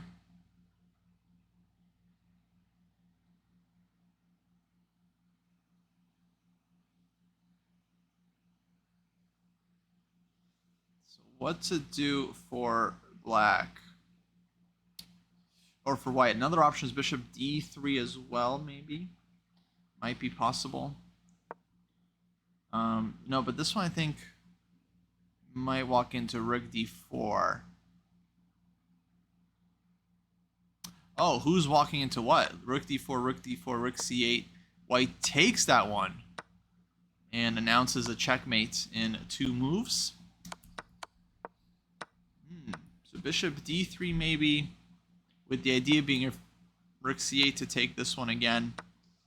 So win queen for rook and bishop, but then we take this one with check, and then, yeah, white would end up with 2 rooks for the queen.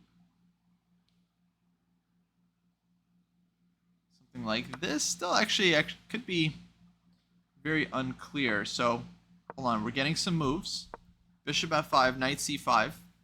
Takes on d4 played. Queen takes d4. And h5 on the board. And yeah, these folks are down to a minute. Bishop b5. Rook c8, there goes the pin. White's still very much in control here. What to do? He's a little pinned up. Rook c3, that makes sense. Defending the rook. Now, of course, queen is still a target, but white has ideas like knight b3 just to unpin and say, how are you going to win this one, bro? Remember, folks, black needs to win to force the Armageddon. Meanwhile, Aronian Armageddon has started, but let's just watch the end of this game. We'll get back to the Armageddon. I think that one still has a bit of time on it. Queen d8.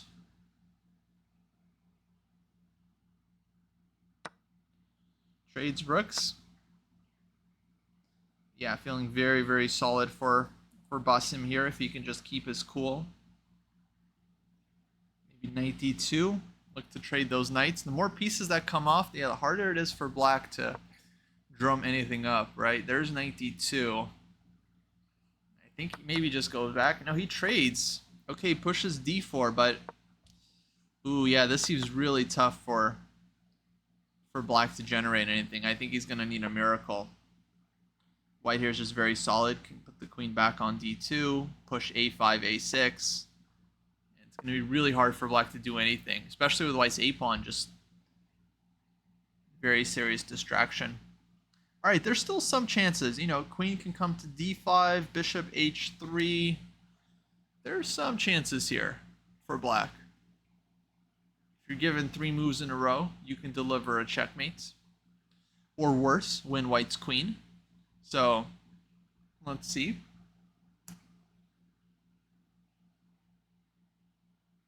Yeah, Basim's taking his time because a5, queen d5, maybe a little bit unpleasant. What do you do with this bishop?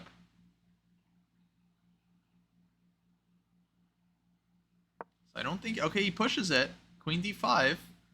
Must have something in mind. Maybe bishop a4? Okay, but bishop h3, how does it deal with this? f3. He was forced, but did he mean to do that? King h2, queen e2 check is going to win for black. Folks, black might win this one still.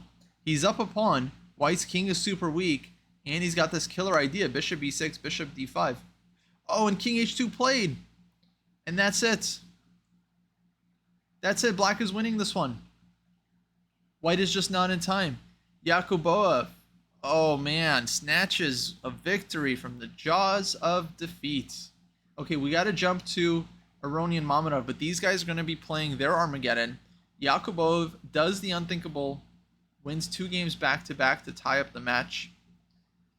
Let's look at this game. So this is the Armageddon game. Mamadov started this one with more time. Looks like Levon started with about 9 minutes, according to the clocks. And he sticks to his Petrov. Mamadov in a must-win situation since this is Armageddon. No increment in this game, by the way, so it changes the dynamic a bit. Levon, though, playing very, very quickly and still has plenty of time on his clock. So this is one of those tricky Armageddons where it's like, okay, you still have a lot of time. You know, he's not going to be flagging Aronian here in the next 10 moves. But 50 moves from now? Never say never. You know, never say never.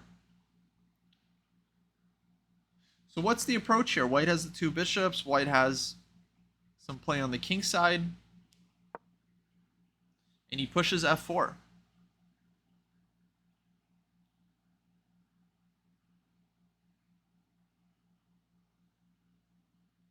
He's got to defeat Aronian in this position, or at least flag him eventually. So takes.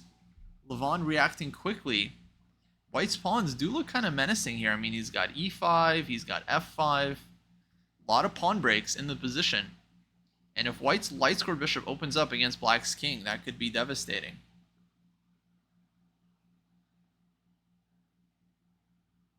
Optically, it looks nice for White. You got the 2 bishops, you got the center. But of course, Black has some squares in return, and now he's getting the counterplay with b5. So certainly not making it easy here for Mamadov to proceed. But yeah, this one's going to be very tough.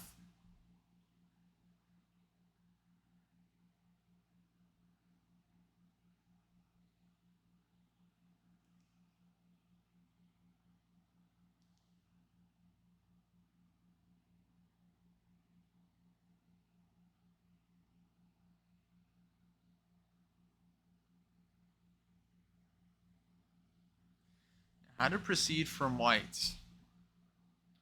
He has a lot of moves. Bishop h3 is a move. Hg. You can go f5. Where do you even start, huh? Where do you even start? Taking on b5 is a possibility, but what I don't like about this one is that Black maybe takes with the rook. and then activates the rook along the 5th rank. And then it's going to be much harder to do anything for white with f5 or e5.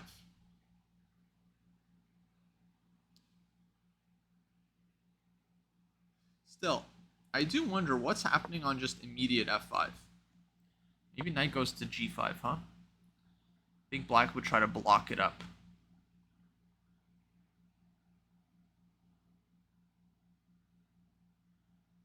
So you might get something like this, like this, check.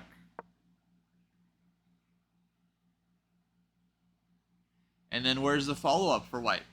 Okay, we have moves. So b5, b3, takes. So you went with b3 just to support the structure. This makes a lot of sense. He's keeping his positional grip. He keeps control over the b5 and the d5 squares. And we have ourselves a type of like, kind of almost like a Marazzi bind situation. Not exactly a Marazzi because black's pawn is on c6, but very, very similar with white having a lot of pawns in the center. Next, he was going to play bishop e3, rook d1. So Aronian nips that plan in the bud. He plants his bishop on d4. Very interesting maneuver. Opening up squares for the queen as well to jump in. But then what is he going to do on f5? What's going to happen on f5?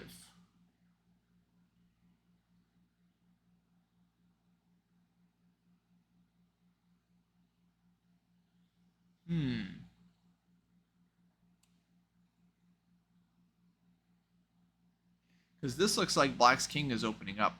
I guess white's king is also opening up a bit, but not really sure. d4.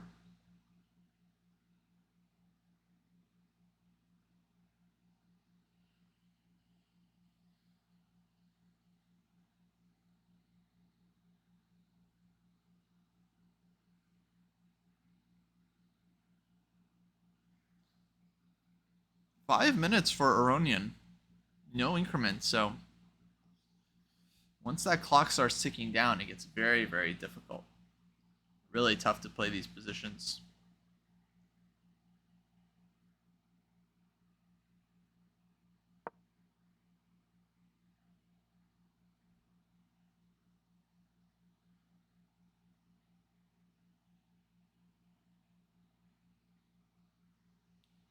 Rook f3. Oh, I like this move. Lifting the rook over.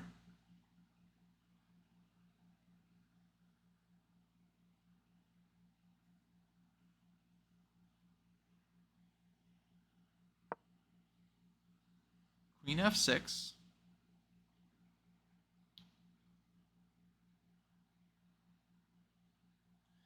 Feels like black is kind of just barely holding on here. I mean, white is about to get the rook in. f5 is going to come. f5 could be played right now, in fact.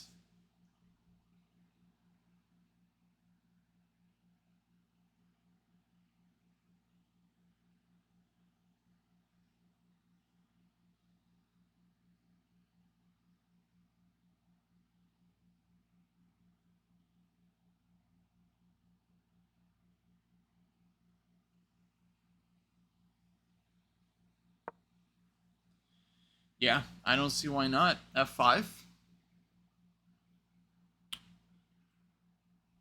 Ooh, and Aronian under big pressure here. Because white's threatening to take and take on g6. Okay, gives a check. But how is this going to fix things? Oh, he wants the knight d4. Right. He wants to hit this rook. So on fg, he can take on f3.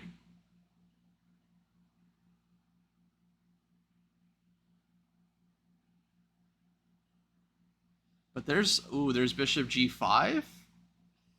Bishop g5, queen g7, h6, or f6. Oh, Mamedov can alpha 0 Levon's queen here with this. And then you got the alpha 0 queen on h8. That's a disaster for black. No way black survives. Bishop g5 played. And either Levon has to sack the queen, which I don't think he can. I think he's only getting a rook if he sacks it.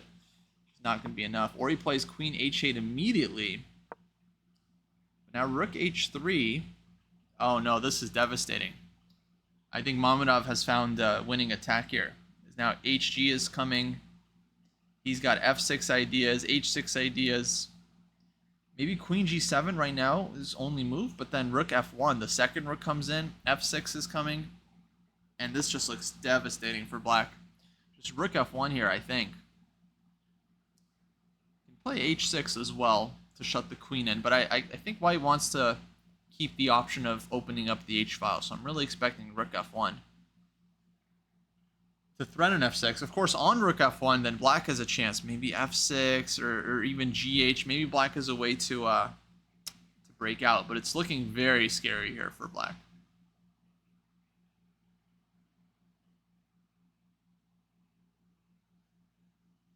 Mamedov, he's taking his time. He's calculating. He's no longer, I think, even thinking about the clock now. I think he's just trying to win on the board. Rook d1. That was not a move I was expecting, just putting pressure on this knight. And I'm not totally sure like what the idea is. Black could play c5 to secure the knight. Is there a pin you have to worry about on the white queen? Yeah, I'm not sure if... I'm not sure. I mean, I think on takes, white can maybe take with the queen to kind of get out of it immediately. Okay, takes on f5 though. Yeah, this is a little bit different. Ef f6 might be a move. For sure there. And then maybe white... Oh, and he gets out of it. Queen h4. So Mamedov definitely sensitive to the pin. But now king h8. Somehow this feels like it went a little bit wrong for white. This rook d1 move definitely doesn't seem like was the best that he had in the position. But maybe this gf5 f6 was always kind of a problem. Queen h4, king h8. Now Mamedov really has to show something here. If h6, you got queen g6. Now black's queen is kind of okay. And otherwise, he wants to play h6 and just kick white's bishop out. So what is Levon going to do? What is Mamedov going to do?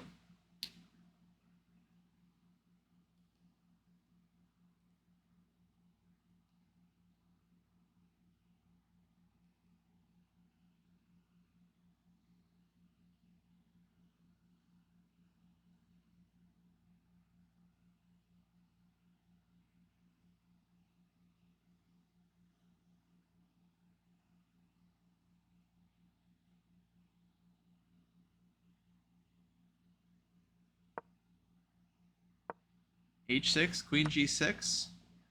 Oh, sacks the exchange. Oh, bishop d4. He has e takes f5. And he's taking on d4 with check. Oh, nice find. Huge find.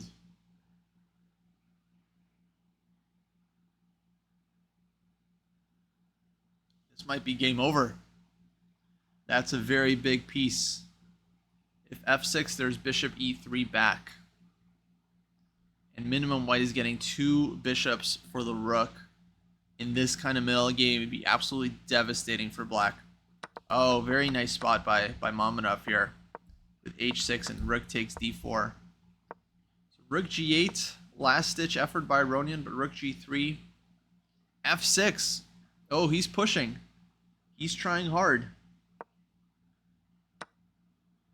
Bishop f4. Aronian sacks the queen, but it's only for a rook. This can't be enough.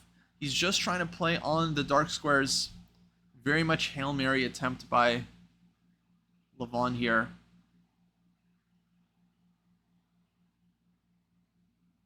Probably not going to be enough. White can go back rook d2.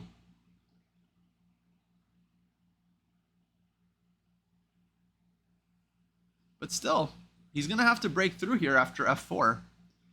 Honestly, very nice find by Aronian to try and hold this blockade. It's such a fortress.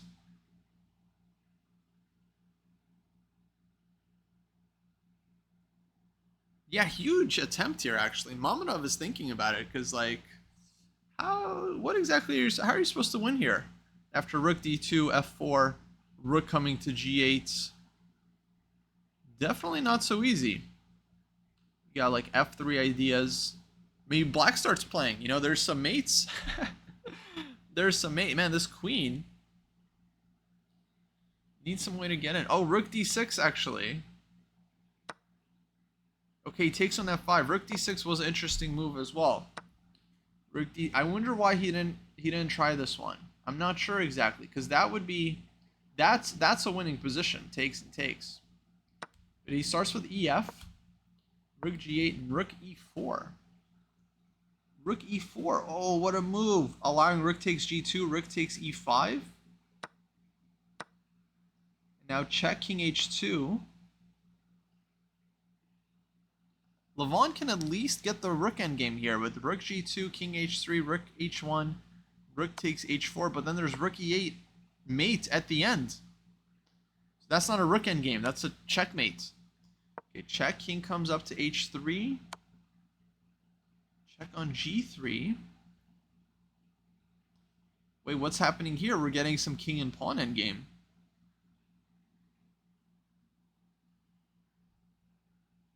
White has to take this one.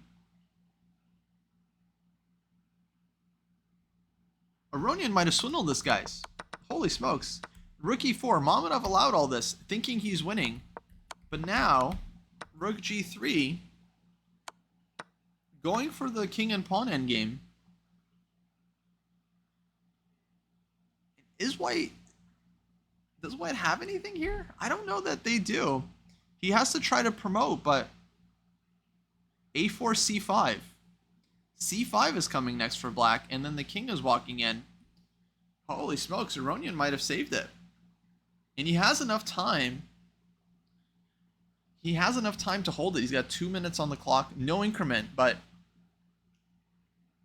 if this is a draw, it's not a very difficult draw for black. You just bring your king in, and there's not going to be anything white can do. Black is the one with the protected passer. If anything, you know, black starts playing for the win, but once he can just start kind of shuffling and pre-moving with this king, then this might be game over. Oh, Mamadov totally blew it. He must have been winning earlier. That rook d6 looked good. Must have been completely winning, but now this is honestly looking pretty drawish. c5 maybe he can try, but then black is just going to run with the king. a4, king f8, b4, king e8, takes king d8.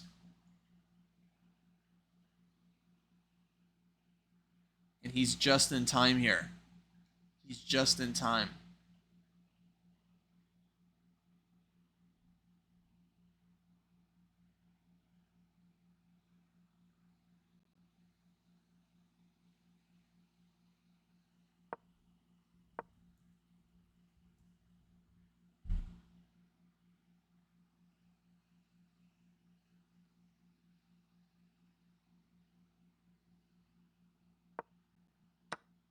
Okay, b4, a5.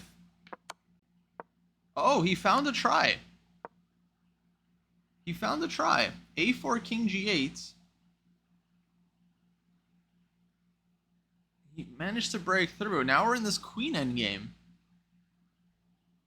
a4, I was thinking c5, but then actually b4 anyway would break through. Okay, live board. King g8, b4 takes a5. We got this queen endgame. Of course, Aronian totally fine with a draw. White can take on h7, but then it's going to be black's turn to start giving checks.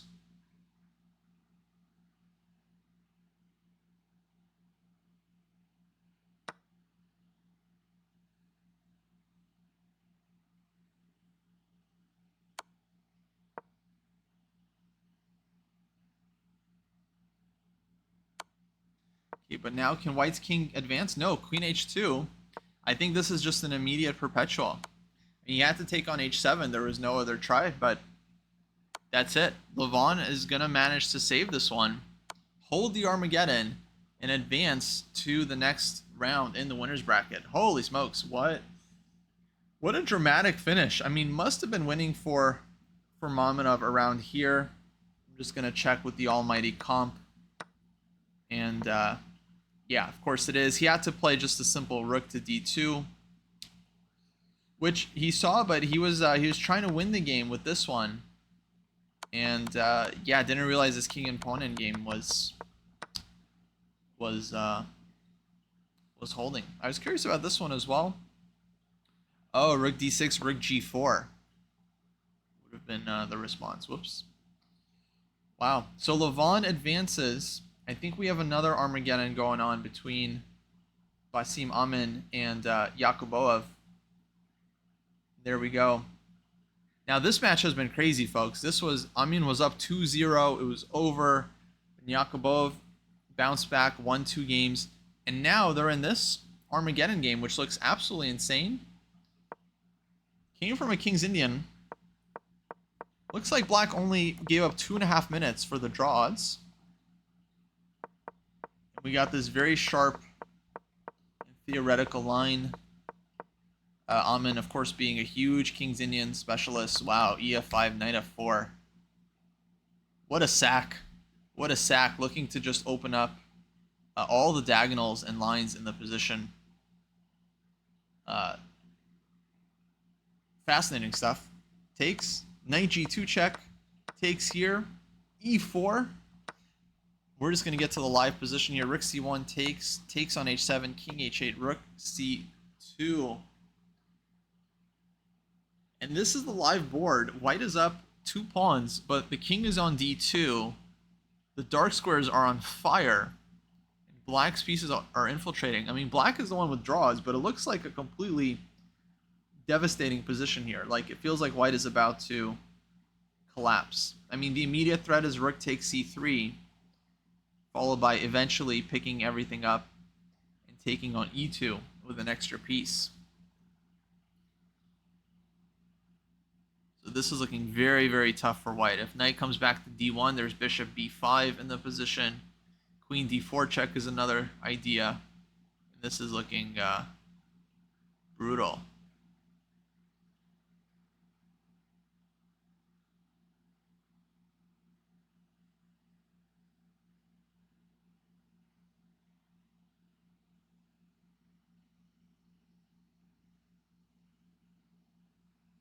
Absolutely brutal for Yakubov.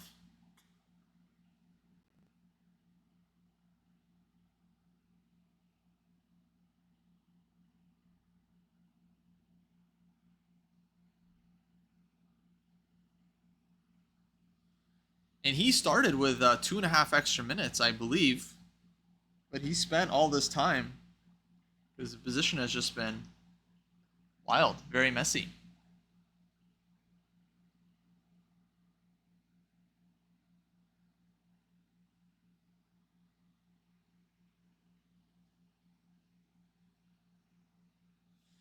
What to do now for White? I mean, Rook E1, you can try to defend, but oh, Queen D4 check. Queen D4 check is just going to end it. And there is Knight takes E4. But then again, Queen D4 check.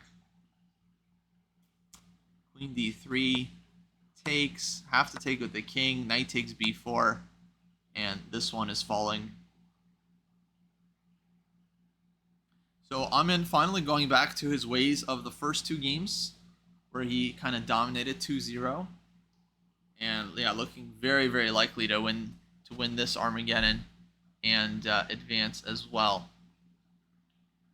Let's see. In the meantime, Esipenko, Fedoseev, they're still 2-1.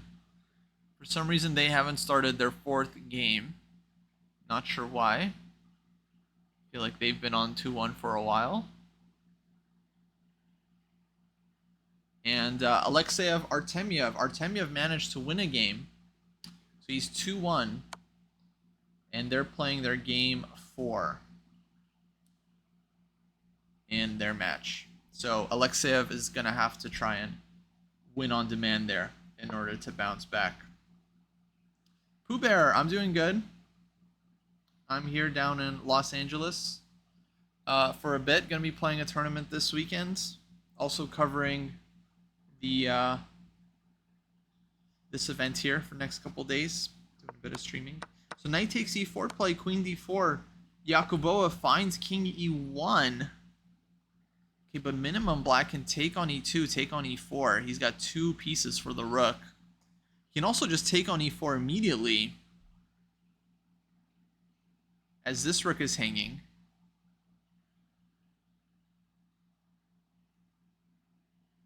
So lots of options here for black. He's definitely looking for the most straightforward one. And no increment in the game. So at a certain point, Yakubov is going to be just going up against the clock. Okay, queen takes e4. Yeah, simple choice. Trying to take an extra piece in the position. White trades rooks, takes on f2, takes on h1, and unless white has a move here, black is just up a full piece. And he's going to totally consolidate. Queen a1, defending everything on this diagonal.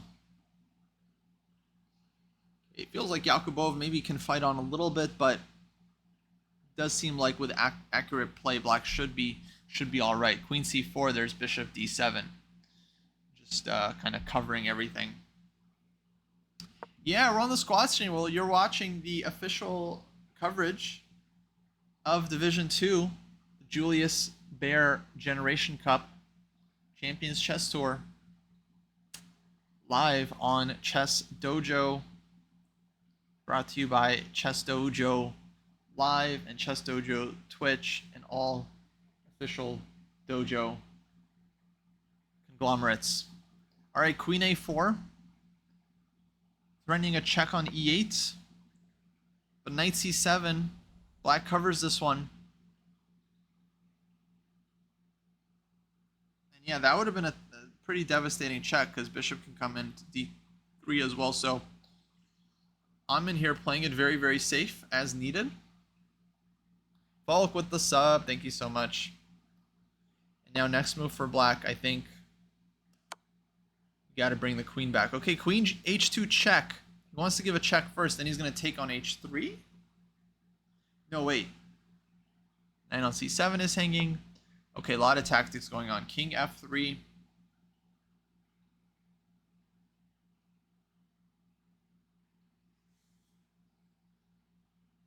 Hold on, folks.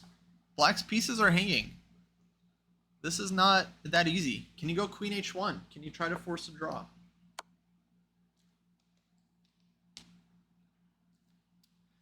Yakubov, he's fighting. Because if you block with the knight, then bishop comes in. Bishop takes h3.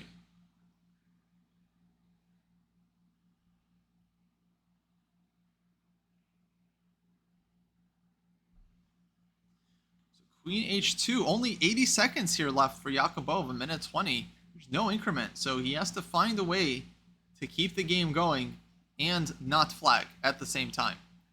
He's got a minute on his clock. I mean, knight g2, bishop takes h3, bishop d4 check. Okay, he runs up with the king and decides, yeah, there's nothing he can do. I mean, he's down a piece in the position. Can't really blame him for this. I guess if king e1...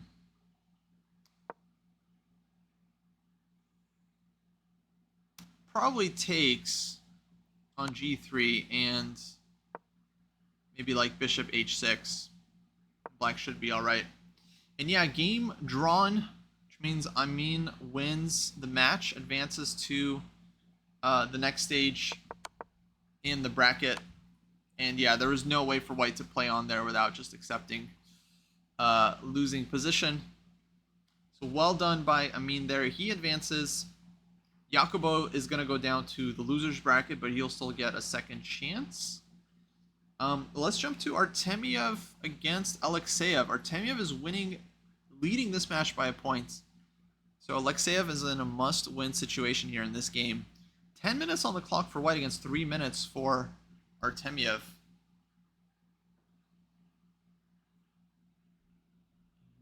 Yeah, let's see what is happening.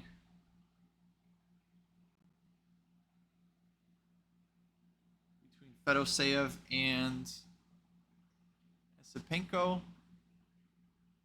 I guess they drew 2-2.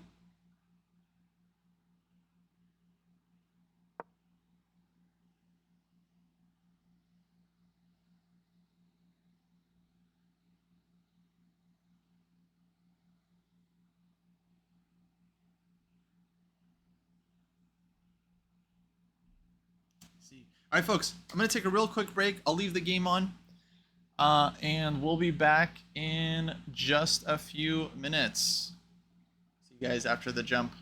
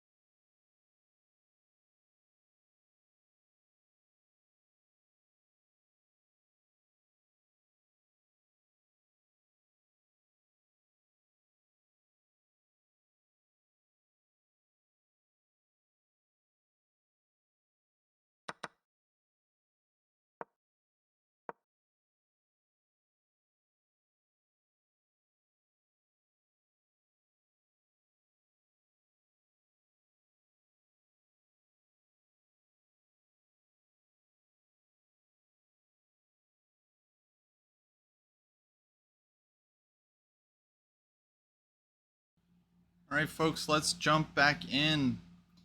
Division 2. Alexeyev.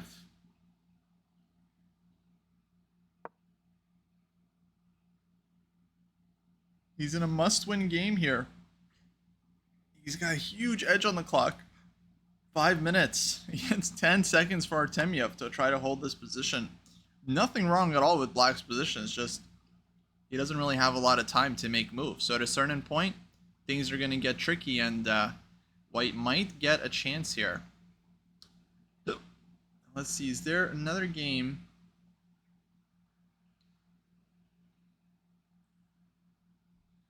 Looks like there is. I think this is game 4 between Esipenko and Fedoseev. Or maybe this is Armageddon. I'm not sure.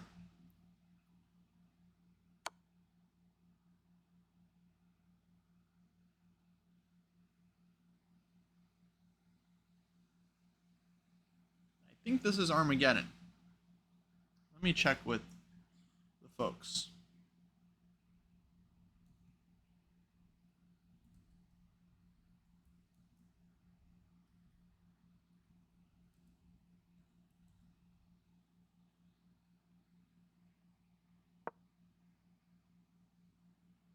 I think this is their Armageddon game. So Esipenko with White, must-win situation. Fedoseev, Black, and draw odds. Let's see what happened here. This was a Sicilian.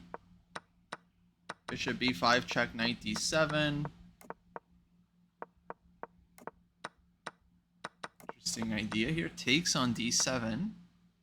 Knight takes.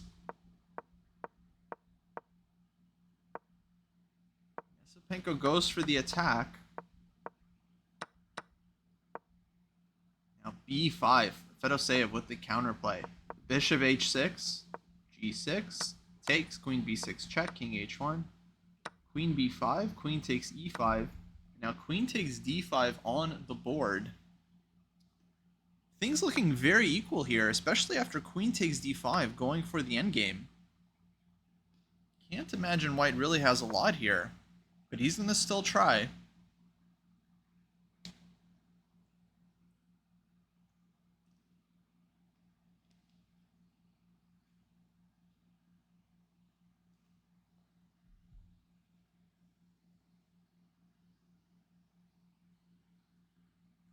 Meantime, I do want to keep an eye on the other game between Alexeyev and Artemiev, although they're still just shuffling. Artemiev playing on 10 seconds, 3-second increments.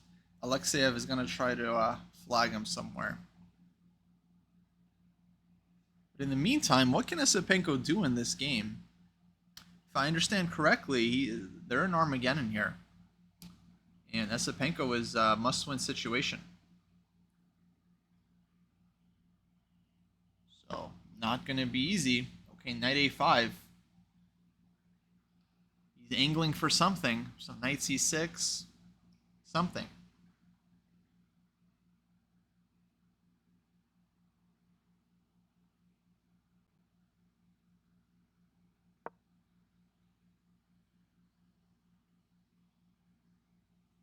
Bishop f6.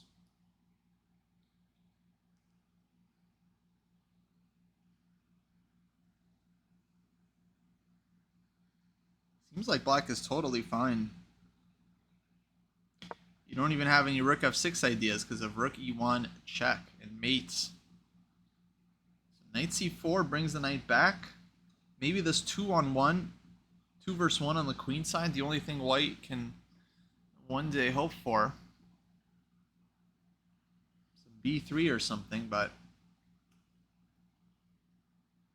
it feels like Black is very solid and can start activating now as well. Rook e2 comes to mind.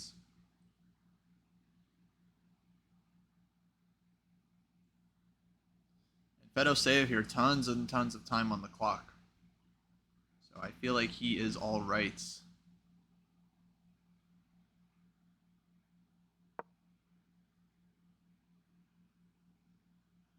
And looks like Artemiev did draw that game against Alexeyev. Managed to hold it. So that means Artemiev advances to the next stage. And that means that this is basically our last match of day 1. It all comes down to this Armageddon game. Bishop h8 on the board by Fedoseev. Looking maybe to play f5 and create some squares for the king, some space. Rook f3. Esipenko asks the question, and he does it. He plays f5. Now, can Esipenko here come up with some counterplay? He goes h3, creating a square for the king, maybe playing for some g4 somewhere. Especially if black were to come off the 8th rank. Okay, very cooperative line here. Rook e2, g4. You guys know where I'm going with this. Fg4 double question mark move would run into the checkmate of the century. So that's probably not going to happen, but I just wanted to point it out as a possibility. And yeah, Fedoseev was like, you know what? I'm not even interested in that possibility at all anymore. Bishop g7. Let's just nip that mating net in the bud. Bishop g5. White's still trying. He's hitting the rook. Now rook c8, knight d6. So there's lots of ways to blunder here, believe me. I can and have. And what? So maybe rook b8, maybe rook d7 also possible. We'll see. Rook b8. It is feeling very solid here for the Fed. The new Fed. Vladimir Fedoseev.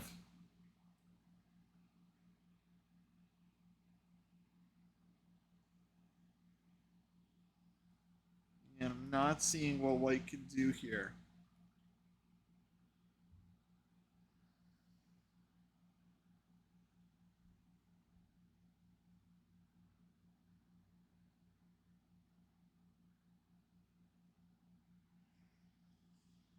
But he has to. It's Champions Chess Tour.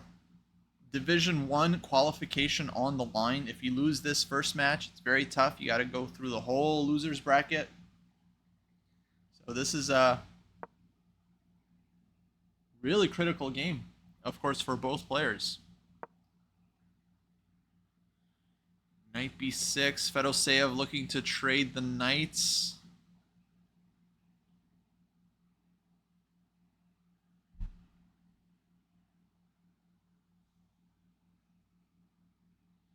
Here, knight d6, rook e2 might follow. Yeah, exactly. This rook on e2 is going to be extremely active. And white does have back rank issues because you got the bishop to e5, rook e1 stuff. So knight b6. This is the thing about draws. You're like rarely unhappy with trades as long as your position is solid. You know, you can trade all the pieces you want. The only thing that that black can't do here is go into a pure king and pawn endgame. That would be the only endgame where it's like, okay, that's problematic because white would have the outside pass pawn. Trade this one off. But we're a long ways away from the king and pawn endgame. And any kind of rook endgame, bishop endgame, very, very drawish. So Fedoseev here, pretty smart high elo play, trading the knights. I would say easily 2760 level move right there, knight b6. Okay, knight a5. 2670 level response from Esipenko. Knight a4. Another 2760 level move from Fedoseev.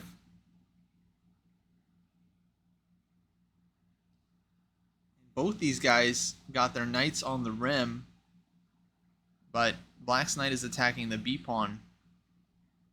And if b3, he wants to come in with knight c3. And then rook e2. So it's starting to just look like a slightly pleasant endgame for black, if anything. But Esipenko is the one with the must-win situation. So this is going to be tough. Not so easy.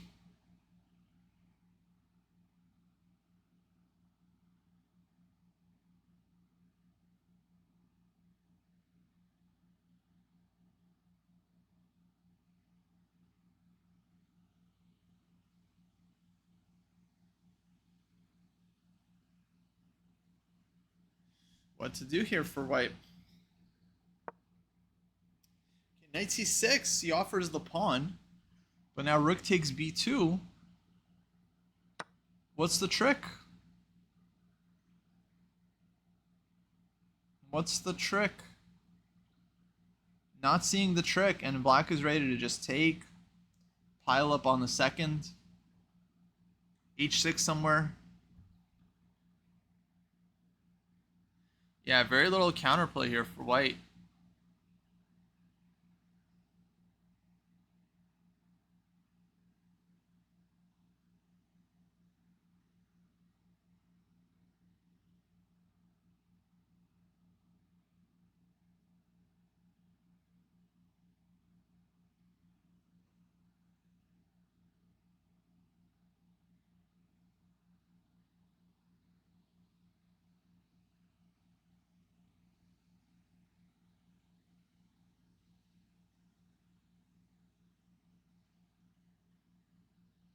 Esipenko, yeah, he's burning a lot of time because there's no move. Okay, knight e7 check. I think king goes to h8. Maybe f7. Yeah, h8 safer. That was my first guess. And black takes on a2. All right, rook e1. Cheeky knight takes g6 threat. So he's going to deal with this one. But where to move the rook? Rook f8 maybe? Rook b8. This is smart, because now black can also force a trade of rooks at any moment. And black's just a pawn up here, folks. I think he's just a very healthy pawn up. Esipenko doing what he can to play for the win. But that's very tough. Now knight c6, I think a rook b1 is a safe response. Just forcing the rooks off. And yeah, the fewer pieces on the board, the fewer pieces white has to work with here. So very, very good defense by Fedoseev. I think this is an Armageddon.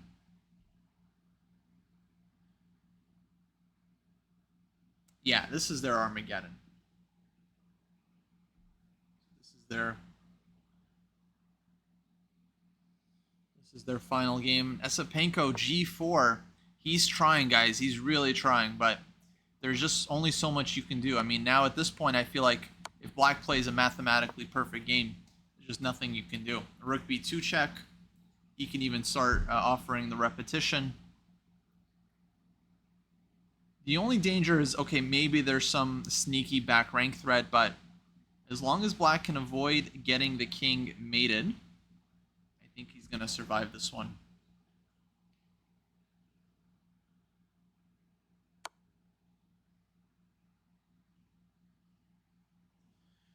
All right, rook b2 check.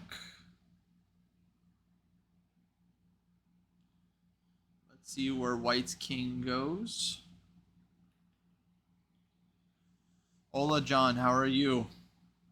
Oh, but bishop e5 check. King h4 he wants to advance. Whoops. Check. King h4. Take, maybe. Yeah.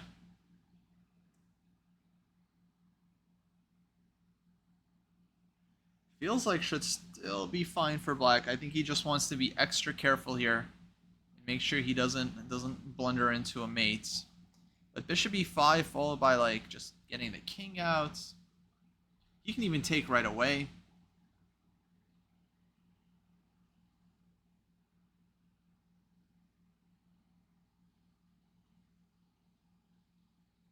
Yeah, not seeing how white wins this one. Not seeing it, folks. Fedoseev, he's taking a bit of time. Okay, takes on g4, doesn't give the check, so he keeps the f8 square under control. Now, all right, hg I think runs into bishop e5 and rook h2. You don't want to trade rooks, so he's going to have to take with the king, I thought. But he does take with the pawn.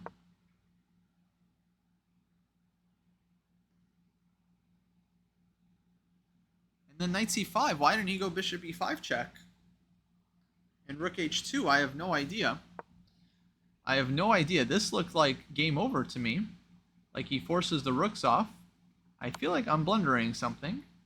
No, bishop e5 was just the best move. Okay. King h4. Wait, maybe this. No, you can do this. Yeah, I don't get it. I think that was a miss. I think that was just an instant win by Fedoseev. He goes here. All right, rook e3. Esipenko doesn't give him a second chance. Why didn't he take on g4 with the king, though? Oh, then rook check, and... yeah, you got problems with this guy anyway. All right, so... Fedoseev very much in control here. Rook e3, bishop d4. Let's flip the board, see it from his perspective. Again, folks, he just needs a draw to advance. He's currently up a pawn and doing very, very well. Whoa, bishop f4, what a trick. Takes bishop e5 would be checkmate. Checkmate. Don't take the rook, Vlad. Don't take it. King g7. Okay, much better. Much better. Black can also pick up this a-pawn at any point. Now the king is safe. And okay, white's forcing off the bishops here. So we get rook and knight endgame. Extra pawn for black, though. So short of a catastrophic blunder, black should be fine here. White does have some thoughts of knight d5, g5, knight f6, rook e7 check. Playing for counterplay, but feels like black should be equipped to defend against this. Knight d7. Rook a5, he's got rook b6, keeping everything protected. And now I think rook d6. I think Fedoseev is just going to go into fortress mode here. Very hard to win this one if you're down a pawn. Also, folks, no increment. No increment. So at this point, the clock is just running out for Esipenko. Maybe he can try knight to b4, then knight b8, defending.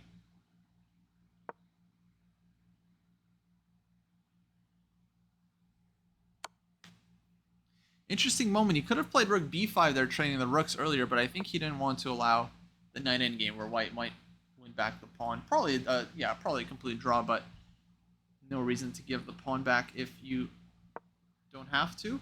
h6 from Fedoseev.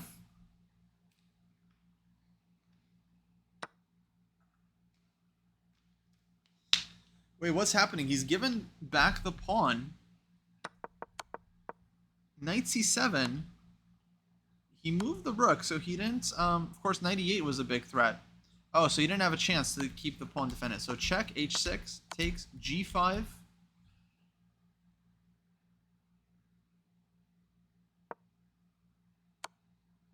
But now check, king e4. Oh, he couldn't go king e6 because of knight c5. So Fedoseev manages to take the g-pawn. Still, it's going to be sharp. White still has this a-pawn. Oh, it's definitely not that easy here, folks. Definitely not that easy here. But still, extra pawn for black. The h-pawn can run as well. Honestly, looking pretty good. But, oh, it's going to get sharp. 45 seconds for Esipenko. Maybe king f7 now. Got to defend this knight. Knight e5. Okay, not fearing the checks. The king is going to advance, and the pawns are going to start running. So Fedoseev here needs to start moving it. a4.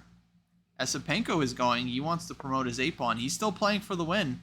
He needs this win for the Armageddon, folks. He's in a must-win situation. Just like that, the pawn has reached a6. But the rook is behind the pawn. But look at white's construction here. He's got rook b7, a7. He goes rook a8. This knight still has c6. This is still very tricky. White's pawn very much alive, but how to advance it? How to advance it? It feels like black has it under total control. Oh, now king e5. Uh-oh.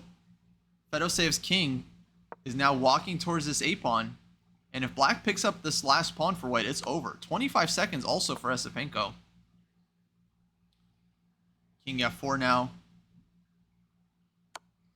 Fedoseev lots of ideas here. He decides to give a lot of checks, forcing white's king away. Now king d6, knight b5. King comes to b6. Does white have a way to keep the game going? Check. You can't take. There was rook a8. Knight b4. You could have taken. But he doesn't need to. He's just repeating moves, and that's it. They make the draw. Fedoseev holds it, wins the Armageddon with the black pieces. Excuse me, folks. I was holding in those sneezes that whole that whole time scramble. But Fedoseev does advance. Congrats to him. And there we have it, folks. That's the end of day 1 of Division 2 in the Julius Baer Generation Cup. Part of the Champions Chess Tour. That's going to do it for this stream, folks. I got to run. We'll be back tomorrow with day 2. We're going to have more matches in the winner's bracket, more matches in the loser's bracket.